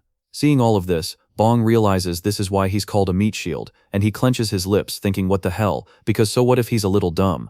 Back in the present, after witnessing Hulk's memories, Bong extends his hand and welcomes him, saying let's climb the tower together. But because Hulk's hands are way too huge, he ends up shaking with just his finger instead, making the moment weirdly wholesome. Aw. Bong then decides to start by naming him, asking if he prefers Barbarian or Meatball, and after pushing him to pick one, Hulk chooses Meatball. Bong reassures him, saying don't worry my dear Meatball, I'll make you happy, and asks if he trusts him. Meatball responds that he trusts the summoner and will do what he says. Then Bong turns toward John, calling him Mr. John Cossack, and tells him that Meatball and he are comrades for now, suggesting they should work together. John Cossack pauses, clearly calculating something in his mind, and after finishing his thoughts, he agrees like a little dog, saying geez, if you say so, even acknowledging that he now sees Meatball as a reliable meat shield, and that he'll teach him well and make something of him. Bong is satisfied with that, and immediately says great, then let's enter the 16th floor right away, and John agrees. John then walks up to Meatball and asks if he's not going to answer, and when Meatball awkwardly says, "Here, stop," John gets annoyed and tells him to stop copying him, "You punk." At this point, we have a timid and kind of pathetic player Bong, a mad assassin, and a very simple-minded meat shield, which honestly sounds like a total disaster on paper, but despite that, all three of them now step forward and enter the tower's 16th floor together. Bong, clearly excited for what's next, hypes it up by saying, "Let's make this work, guys." On the 16th floor, the trio arrives as the mission of the 16th floor is to eliminate 30 goblin scouts within a time limit of 5 hours. We see the 16th floor is a dense forest where Bong, John, and Meatball are all walking through the trees, and John says, "Summoner Bong, please activate your energy barrier, and be ready to use Shadow Step at a moment's notice too," while Bong is like, "Got it." John then continues saying they shoot poison darts so we don't know when they'll appear, and while this is happening, in the shadows, the goblin scouts are quietly keeping an eye on the trio, already locked in, stalking them. We see a goblin has already marked Bong as a target, and he blows into a blowgun, shooting a poison dart towards Bong, and the dart is launched at a very high speed, but before it could even touch our MC Bong, John Cossack comes in clutch, and with his bare hand he catches the dart before it could strike Bong, instantly reading the situation as he says it's an ambush, and from all sides, all the goblin scouts start blowing poisonous darts toward the party like it's a full-on barrage. Bong, being the coward he is, jumps away and hides behind a rock while John Cossack deals with the poisonous darts, saying he'll block them, as we see an overwhelming rain of poison darts flying in, and Bong, behind the rock, realizes they were waiting for them, and that there are way more than 50 enemies, which is honestly kinda insane. Just then, Bong turns to Meatball and tells him to get in front and block them, and instantly Meatball switches from happy mode to combat mode, his heavy legs shaking the ground as he walks forward, before jumping high into the air, throwing himself upward and spreading his arms and legs, while John is busy killing goblin scouts below. Out of nowhere, we see the massive shadow of Meatball loom over John Cossack, and for a second it really looks like bro is finished, and with all his might Meatball descends onto the ground, smashing everything and throwing away all the goblin scouts, but in the process our poor John Cossack also gets sent flying, completely caught in the chaos. Bong watches from behind the rock, thinking wow they are completely outmatched physically, while the goblin scouts continue blowing poisonous darts, but Meatball just tanks all the poison darts head on, saying it not hurt, it tickles, in his gibberish language, and then says I heard order to kill. In the next second he dashes past all of the goblin scouts, and one by one kills them instantly like it's nothing. Seeing that power, Bong is straight up shocked and amazed, thinking this barbarian warrior is only raw rank, because if we are talking about combat power alone he's easily S rank. No, maybe even SSR rank, and there's just no way the only reason he's R rank is because he's dumb, like that has to be the only explanation. After clearing the 16th floor of the Black Korea Tower, the trio is having a feast of fried chicken, and we see Meatball digging in, holding fried chicken in his hand and eating while saying this kitchen is delicious, as Bong praises him, telling him he was amazing today and to eat up. Just then John Cossack appears and slams his elbow into Meatball, correcting him by saying it's chicken you punk, chicken, and telling him not to eat them all at once, but in the very next second, John takes a bite himself and immediately gets hit with intense spice, basically breathing fire. Meatball then teases John, saying assassin even handle spice, while Bong, sitting there eating fried chicken, tells them can't you two just get along for once, trying to keep things chill. Just then Meatball, in his gibberish language, says summoner is good person, and Bong, who was chewing, suddenly stops after hearing that, caught off guard by the unexpected sincerity. Then Meatball continues, saying summoner feed Meatball kitchen, Meatball give life, and hearing this praise, Bong responds that compared to what they do, chickens are nothing, and that he should be the one asking for help from now on, genuinely acknowledging their strength. Right after that, John Cossack slams his leg into Meatball's face, once again yelling it's chicken not kitchen you dumbass, and seeing this Bong is completely horrified. After that Bong, obviously furious at John, tells him he scared him and asks why he's bothering Meatball when he's just enjoying his food, saying they were having such a touching moment, while John Cossack, now a little bit sad, says that Meatball punk seemed to need some education. But internally, John Cossack is just thinking look at that Meatball bastard hog, all the fried chicken, while the summoner is distracted, as in the background Meatball is absolutely demolishing piece after piece, like a menace. The scene transitions to the next day, and we see the trio now on the 17th floor of the Black Tower Korea, where Bong, flexing his muscles, says now that he's level 17, he can feel an uncontrollable amount of power, his heart racing as he wonders if this is the wild horse within him waking up again, once more imagining himself as a wild horse, as he hypes himself up, thinking it's about time he joined the fleet. But just then John Cossack and Meatball step forward, leaving Bong behind as John says level 20 is the perfect level to get complacent summoner, and that he will take the lead, while Meatball follows saying protect summoner, summoner need to stay back, and Bong in the background is just like okay, low-key sidelined. We then get to know that the 17th floor mission is to eliminate 30 goblin warriors, and of course what they find is not just a few enemies, but an entire army of goblin warriors standing in formation, like it's a full military unit. Seeing this, Bong thinks he didn't realize it when he watched other player walkthrough videos, but seeing them in person is incredibly intimidating, estimating there are at least 90 of them, and despite being monsters, they are clearly skilled in strategy and tactics. The strategy guide he watched before entering went something like this. When the goblin warriors appear, you should first retreat to the safe zone on the 17th floor, and when you come back after waiting for a while, the forces will have naturally scattered, and they'll patrol in groups of 3, allowing you to lure and kill 3 at a time without drawing aggro, then repeat until you succeed. Although this is the standard strategy, it takes a lot of time, but our boy Bong has a mad assassin and a literal meat shield on his team, so he's not really trying to play it safe.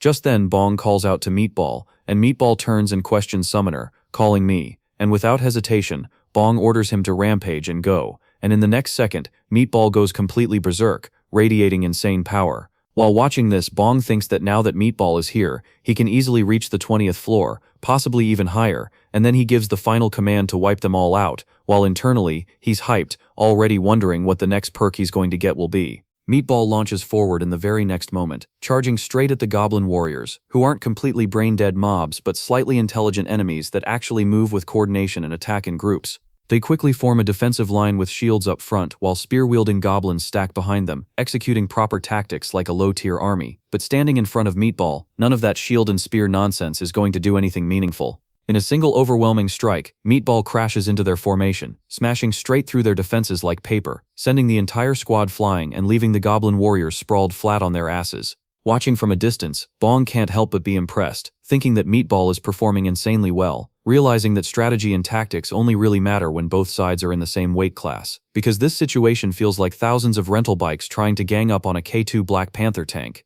Moments later, Bong receives a notification confirming that he has cleared the 17th floor, earning an S++ rank along with the usual platinum badge reward, and he simply acknowledges it with a calm sense of satisfaction, thinking it's impressive.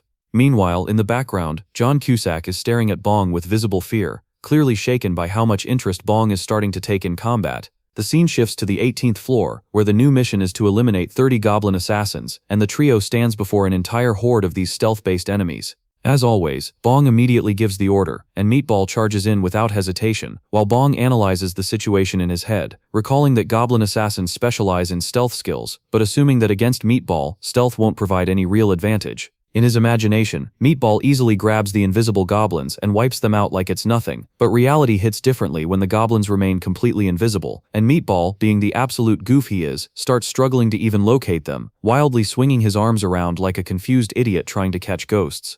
Bong notices this, and starts to realize that things might not be as easy as he initially thought. Out of nowhere, a loud laugh cuts through the chaos, and it's none other than John Cusack, who mocks the entire situation, essentially saying that watching Meatball's brainless strategy this whole time has been painful, and now he's about to cleanse everyone's eyes with a proper classic strategy, his pride practically inflating his presence. In the next moment, John activates Shadow Step, flexing hard as he moves faster than the goblins can even perceive, dancing across the battlefield with clean, precise movements, slicing through the goblin assassins' heads one after another like he's casually speedrunning them, and the kill count starts climbing rapidly as he toys with them like a seasoned pro. Bong is visibly impressed for a second, but then suddenly makes a disgusted expression while trying to imitate Lloyd's style, internally thinking that John completely fell for it, because his activity had decreased recently thanks to Meatball, and now Bong is deliberately stimulating his competitive spirit, turning this into a subtle mind game, where pushing his summons to compete directly translates into better results. He reminds himself to keep grinding and earning those badges because he needs to keep stacking these sweet abilities and perks.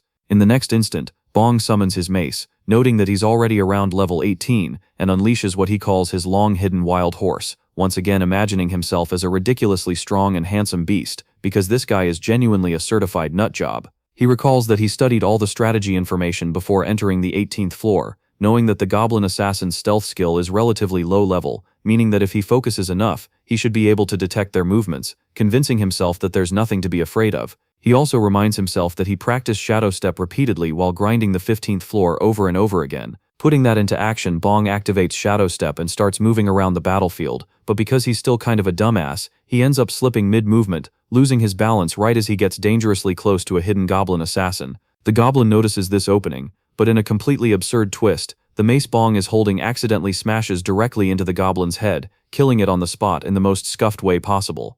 Bong immediately convinces himself that he caught the enemy exactly as intended, completely ignoring the fact that he only succeeded because he lost his balance. Feeling satisfied, he thinks the 18th floor hunt is basically a success, but that confidence instantly backfires when another goblin assassin appears right behind him, having already marked him as its target.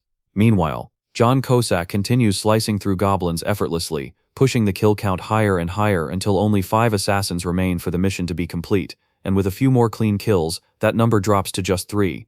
On the other side, Meatball is still running around playing and trying to locate invisible enemies, somehow managing to be mildly useful despite the chaos, even attempting to help more, only to get brushed off by John for being in the way. Right then, John suddenly realizes something important, and wonders where their summoner Bong even is. At the same time, on Bong's side, a goblin assassin launches a lethal strike, but at the last possible second, an energy barrier activates and blocks the attack, saving him. Bong immediately uses Shadow Step to create distance, realizing that things could have gone really bad if not for that barrier. Before he can fully recover, 2 goblin assassins attack him simultaneously from the front and back, attempting to finish him off in one coordinated strike, but Bong reacts quickly, using Shadow Step again to dodge both attacks and leap high into the air. In that moment, fueled by adrenaline, he starts to perceive the goblin's blade movements in slow motion, feeling as if the entire world itself has slowed down around him. With that heightened awareness, Bong cleanly eliminates both assassins mid-action, and just like that, the 18th floor of the Black Tower Korea is cleared. As expected, Bong receives another S++ rank along with a platinum badge.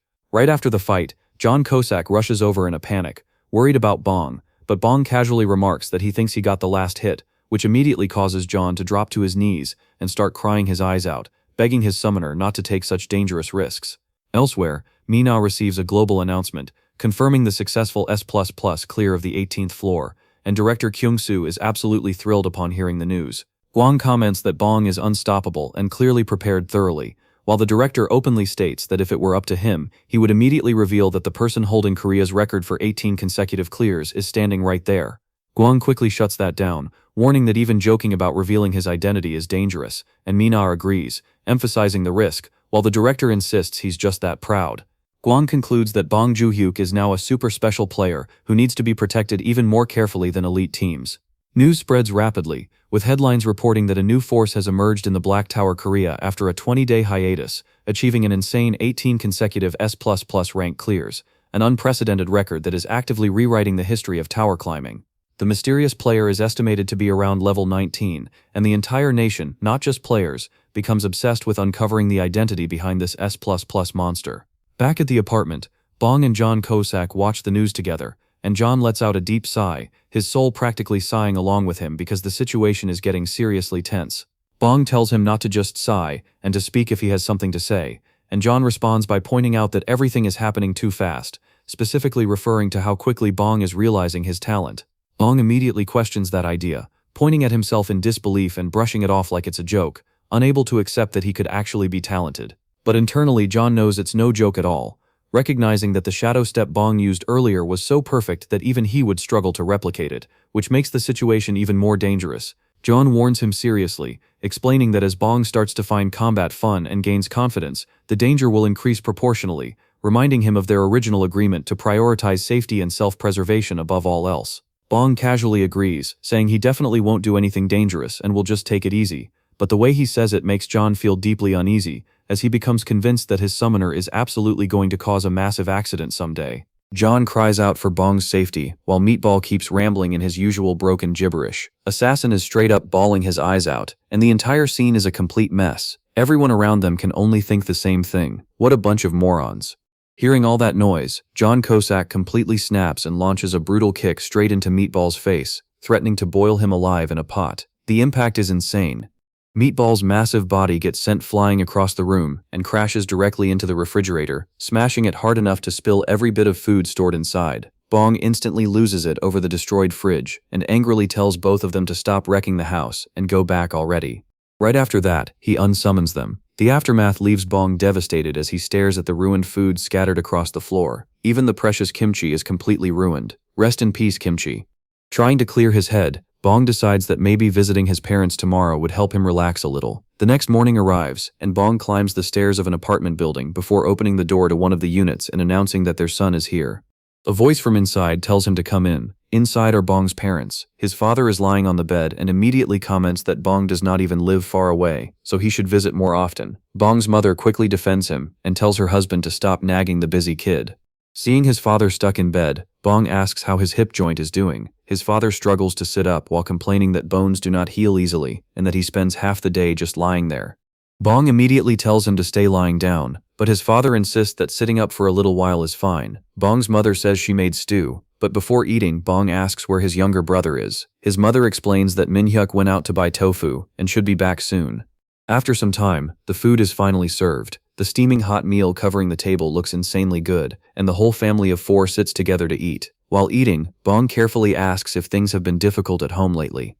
His mother immediately tells him not to worry because she plans to find work again soon. His father also tells him not to stress over them, and instead focus on living his own life properly. He even tells Bong to stop constantly thinking about sending money. While listening to them, Bong quietly wonders if he should test the waters and tell them that he awakened. As he continues eating, he casually mentions that it would have been nice if he had awakened at a time like this. The second those words leave his mouth, his father suddenly reacts hard, making Bong instantly panic internally and wonder if he should have been more subtle. But instead of taking it seriously, his father assumes it was just a joke. He points out that a guy who looks exactly like him entering the tower would be ridiculous. He even starts roasting himself, admitting that he is the kind of man who once asked his wife to catch cockroaches for him. Minhyuk bursts out laughing and says it is the funniest joke Bong has ever made, while their mother immediately tells her husband that it is not something to be proud of. A little later, Bong's mother casually asks whether he is not going to work today. Since Bong secretly quit all his jobs after awakening, he lies and says that today is his day off. Unfortunately for him, his mother catches the lie instantly and teasingly points out that his face always gives him away whenever he lies. Bong awkwardly tries to deny it, insisting that he has not even lied that many times before. Even so, his mother just smiles warmly and says she trusts her son. Then her expression becomes serious as she warns him to never borrow money from loan sharks again. Hearing that immediately drags Bong back into the painful memory of John wiping out all the loan sharks from Smile Cash Company. Trying to escape that topic, Bong quickly asks what happened with his mother's previous job. She explains that it all started because of a rude customer. She had gone there to repair a water purifier, but the customer also demanded that she clean up all their recycling and food waste. Bong's mother says there was no way she could silently tolerate something like that, so customer ratings be damned. She stood up for herself and ended up getting fired afterward. Honestly, I am completely on mom's side. Comment down that rich lady is ugly as fuck. While thinking about it, Bong realizes that his mother has an aggressive and straightforward personality that absolutely cannot tolerate injustice. Then he thinks about his father, who completely fell head over heels for a woman like that. Bong seriously starts wondering if his dad is the definition of a beta male. The family genes honestly feel pathetic but weirdly powerful at the same time. Even Bong admits that his father's greatest achievement in life was successfully asking his mother out on a date. Still, Bong realizes that everyone in the family is already worried enough, so he decides to postpone revealing his awakening until things calm down more. After lunch, Bong privately hands some money to Minhyuk. Minhyuk stares at the cash in confusion and asks what it is for. Bong explains that it is allowance money for their parents and tells Minhyuk to pass it to them while making sure they do not overwork themselves. As Bong starts leaving, Minhyuk suddenly calls out to him, though he seems strangely hesitant. Bong immediately assumes his younger brother is acting awkward because Bong previously paid his tuition. He internally calls him a little rascal and figures the guy is just too shy to say thank you. Acting all smug, Bong tells him that he understands how he feels. Minhyuk responds by asking if that means he can speak honestly. Then he points out that there is allowance money for their mom and dad, but somehow nothing for him. He jokingly complains that Bong completely forgot about his own little brother. Bong smiles while barely suppressing his irritation at this shameless little punk. Even so, he still transfers 500,000 won directly into Minhyuk's account and warns him not to waste it on useless crap. After that, the scene shifts to the Awakening Management Department. Standing in front of the gigantic building, Bong stares up at it and thinks about how he originally planned to head straight home, but after meeting his family again, the desire to properly handle everything became much stronger. He remembers Kwang telling him to contact him first if he ever visited the player shop. Still, Bong decides it should probably be fine. He even feels slightly guilty about making Kwang come out personally to meet him again. Although Bong already has the energy barrier skill, he knows the monsters inside the tower will only become stronger as he climbs higher floors. That is exactly why he decides he needs better equipment, especially a shield. He enters the player shop, where a beautiful employee guides him toward a shield designed mainly for defense. Then she casually reveals the price, 100 million won. The second Bong hears that insane number, the broke-ass reality of his life hits him like a truck. There is absolutely no way. Trying to recover, Bong awkwardly says the shield looks too heavy for him anyway, and since it is so expensive, he cannot really help it. Internally though, he is completely freaking out over how stupidly expensive the thing is.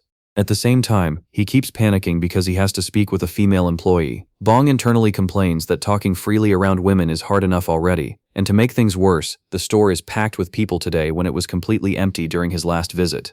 Seeing his reaction, the employee instead presents a much duller-looking shield. She explains that it is a round hand shield made from an adamantium and sectonium alloy. It is smaller, lighter, relatively affordable, and even has a self-repair function.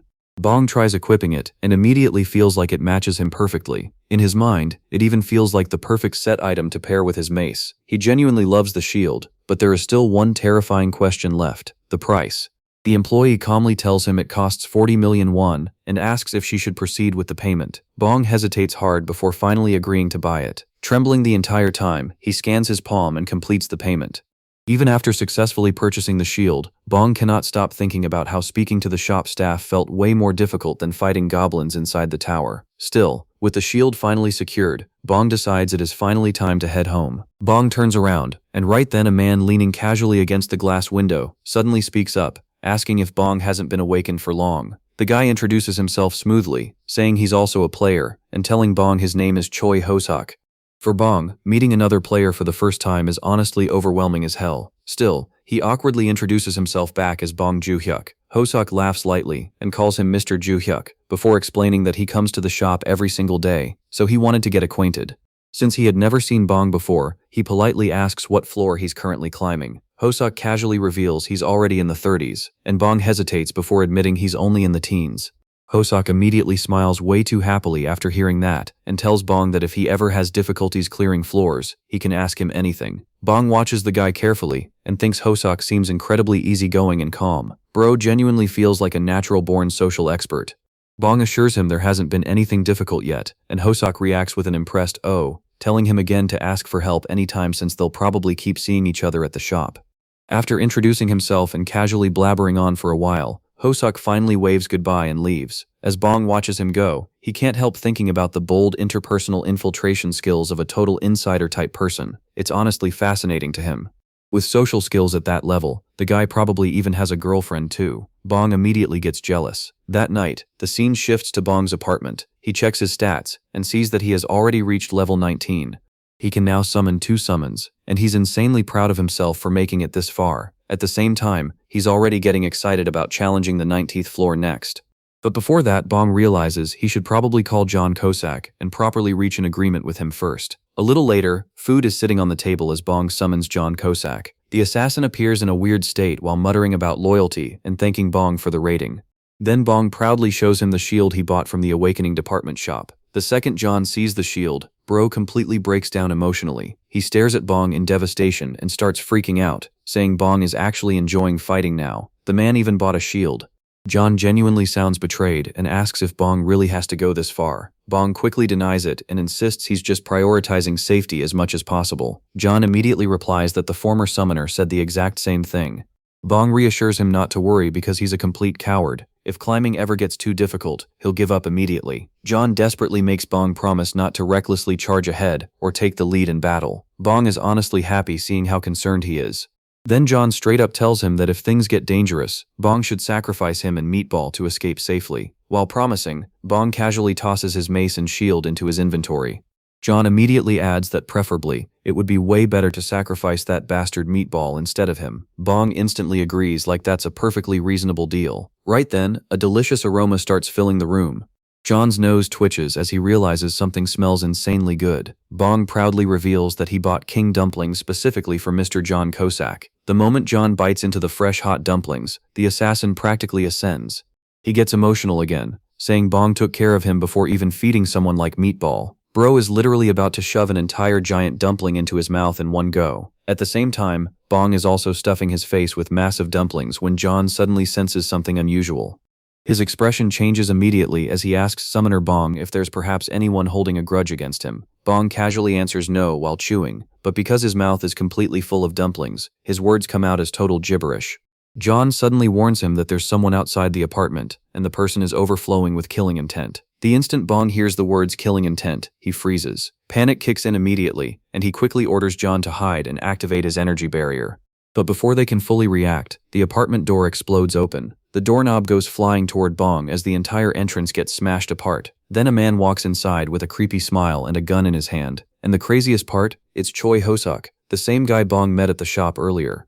Terrified, Bong asks why him, and begs Hosuk to lower the gun, but Hosuk stays completely arrogant and snaps at him, demanding to know who allowed him to speak. He orders Bong to hand over his bracelet and every single item in his inventory. Bong is completely shaken because Hosuk has the gun pointed directly at him. Death itself feels like it's standing right behind Hosuk now, because looming silently behind him is none other than John Cusack, the assassin already prepared to kill him at any second. The whole scene straight up feels like that "call the ambulance but not for me" meme. Before John could knock the fuck out of Hosuk, Hosuk's inner thoughts are revealed. He chuckles to himself while pointing the gun at Bong. In his mind, Bong had already frozen up just because he was holding a gun. Hosuk feels pleased, believing he had picked someone good to prey on this time. Confident in his advantage, he raises his hand and prepares to strike Bong down. He thinks losers like Bong always open up their inventory after taking a single smack. Completely unaware of what is about to happen, Hosuk continues acting arrogant, but death is already looming behind him in the form of John Cusack. Without hesitation, John uses the back end of his dagger and slams it directly onto Hosuk's head. The hit lands hard. Hosuk spits saliva while snot runs from his nose as he absorbs the impact. While losing consciousness, he realizes there was another person there, and internally curses himself. A moment later, he is completely knocked out and collapses onto the floor. Bong stands there in confusion for a second before processing what just happened. Then, he becomes extremely happy and approaches John, praising him. John responds with confusion, but Bong, with happy tears in his eyes, points out that John actually knocked Hosuk out without killing him. He admits he was worried John would once again ignore the situation and kill someone like a thoughtless, trashy thug. John confidently responds that he would never do such a thing and even laughs. Meanwhile, Bong begins thinking about Hosuk's identity. He concludes that Hosuk must be an item broker. A brief explanation follows. Players who kill other players, who are no different from ordinary civilians when they are outside their towers, and steal their items are called item brokers. Bong realizes how dangerous the situation truly was. He recalls hearing about them before, and understands that if he had not awakened the ability to summon things even from outside the tower, he would have been completely helpless and would have died. He even imagines himself getting shot by Hosuk. At that moment, Bong once again realizes just how broken his ability actually is. It is straight up a cheat ability. While Bong is lost in thought, John is quietly preparing his ribbon for Hosuk. John then informs Bong that he will dispose of Hosuk outside. However, Bong immediately stops him, saying they can simply report him to the police instead. John insists there is no need for that, and says he can just carry Hosuk far away. Bong refuses, and says reporting him is the easiest solution. John simply accepts it. As the scene transitions, the Baldy director is shocked after learning that player Bong stopped by the shop once again. Kwong confirms it happened without him even knowing. The Baldy director immediately asks what Bong bought. Kwong reports that Bong purchased a small buckler. Hearing that, the Baldy director complains that if Bong had signed the elite contract, he would have equipped him from head to toe with gear. The Baldy director then asks whether they have identified player Bong's traits yet. Kwong says that based on his purchase of a mace and shield, they suspect he is a melee-type player. The Baldy director immediately objects, saying that if Bong is a melee type, even a full set of protective gear would not be enough. Kwong responds by saying he will make up an excuse to provide Bong with a full set of armor. Suddenly Kwong's phone rings. The call is from the police player task force. Kwong is confused at first, but he excuses himself from the Baldy director and answers the call. Introducing himself as Kwong from the Awakening Management Department, he receives some terrifying information that instantly leaves him shocked. He can barely believe what he just heard. In the very next moment, Kwong is driving his car as fast as possible. He arrives at Bong's building, parks immediately, and sprints up the stairs. While running, he curses internally and regrets not signing the elite contract from the very beginning because if anything had happened to player Bong, it would have been a disaster. Meanwhile, inside Bong's apartment, the police have already restrained Hosuk. The officers explain that Hosuk is under emergency arrest for home invasion and aggravated robbery. Hosuk, still suffering from the blow to his head, starts acting innocent. He claims he was kidnapped and insists he is actually the victim while pointing toward Bong. Bong immediately denies everything and states that Hosuk was the one who broke into his apartment. The police explain that for now, the homeowner also needs to come with them. Bong instantly panics. He starts imagining himself going to prison. In his mind, he sees himself wearing a prison uniform, and instead of climbing the tower, spending his life serving time behind bars. Bro cooks himself in his own imagination. Right then, Kwang suddenly arrives and opens the door.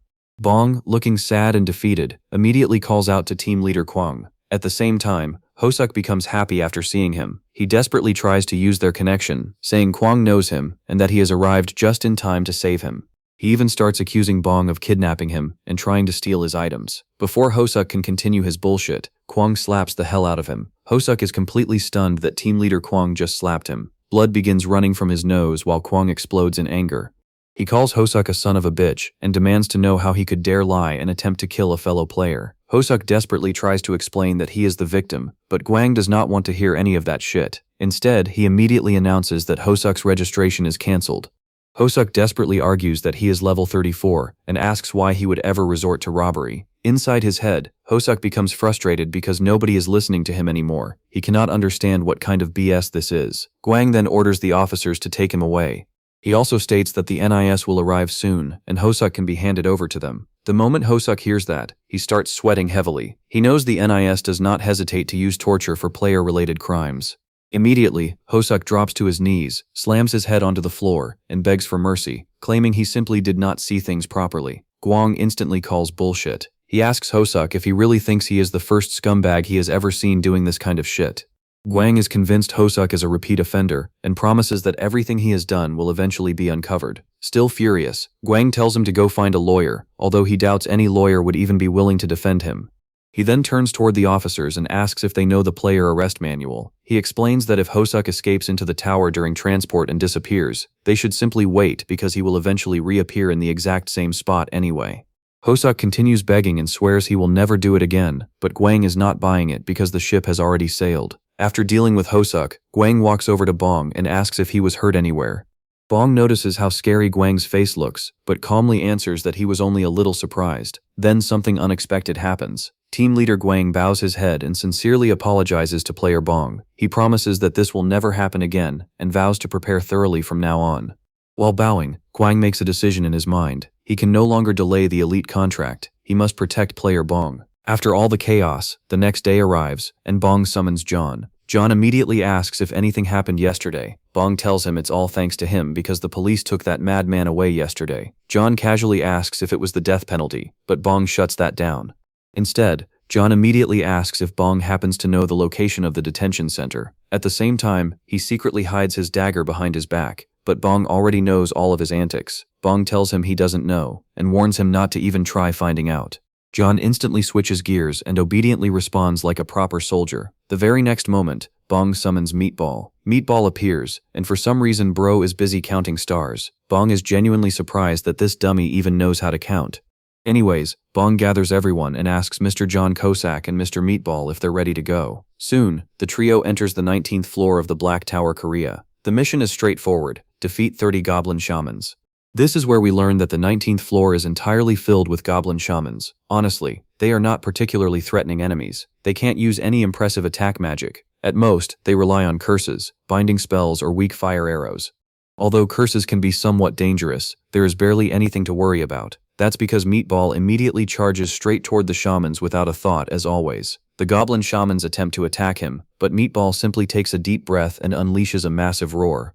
The roar alone nullifies every attack cast by the goblin shamans. Bong watches in shock and realizes Meatball literally blew away curses using nothing but sound. It's such an absurdly brute force method that it's actually impressive. Right then, John Kosak appears from behind Meatball.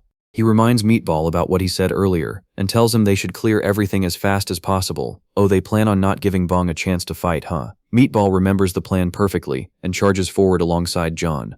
The duo tears through every goblin shaman in their path and wipes them out effortlessly. As always, the mission turns out to be ridiculously easy. Bong finally gets ready to join the fight, but by the time he prepares himself, John and Meatball have already cleared the entire floor. A system panel appears, announcing the successful completion of the 19th floor mission. Bong is completely caught off guard. Bro is wondering how everything ended so quickly. He has no idea that John and Meatball intentionally worked together so he wouldn't even get a chance to play. Bong notices the two of them whispering among themselves. Then John turns around, laughing, and asks the summoner if that was refreshing. Bong instantly realizes their plan. They purposely finished everything before he could participate. He realizes he has been played. Even so, Bong once again receives an S++ rank along with an S++ reward. The next day, the trio enters the long-awaited 20th floor. also known as the talent evaluator. Bong remembers its reputation. This floor is infamous for its atrocious difficulty. John glances toward Bong and explains how dangerous this place truly is. Every type of goblin appears here. There are scouts shooting poison needles, max-level tactical warriors, stealth assassins that appear out of nowhere, shamans casting curses, and gigantic hobgoblins. While explaining all of this, John even makes an exaggerated scared face and acts like the place is absolutely terrifying. Bro is trying very hard now. John then advises Bong to wait somewhere safe if he were in his position. Right after that, he elbows Meatball, telling him to say something too. Meatball obediently tells the summoner not to do anything because he will handle all the killing himself. A system panel then reveals the mission of the 20th floor. The objective is to defeat 100 goblins of any type and 1 hobgoblin within a time limit of 10 hours. As usual, John casually says everything is good to go. Meanwhile, Bong already knows exactly what these two are planning. They're going to block his path and do all the fighting while leaving him out once again. John immediately starts explaining battle strategy to Meatball. Meatball will draw all the aggro first, and John will exploit the opening to move in afterward. Meatball instantly sprints forward, declaring that he will attract every enemy's attention. Soon, every type of goblin begins appearing at once. Goblin shamans cast curses, goblins fire poison needles, goblin warriors march forward, and goblin assassins activate their stealth abilities. At this point, Bong has had enough of their nonsense. He refuses to simply sit back and accept it anymore. John suddenly notices something is wrong. In the very next moment, Bong activates Shadow Step and dashes straight to the front lines. Then, using Meatball as a literal stepping stone, he leaps ahead while announcing that he's going first. John completely panics. Bro cannot believe what just happened. Bong actually did it. He really went and did it. Meanwhile, Bong is already standing on the front lines while John desperately freaks out over the safety of his summoner. Their dumb fuck Bong.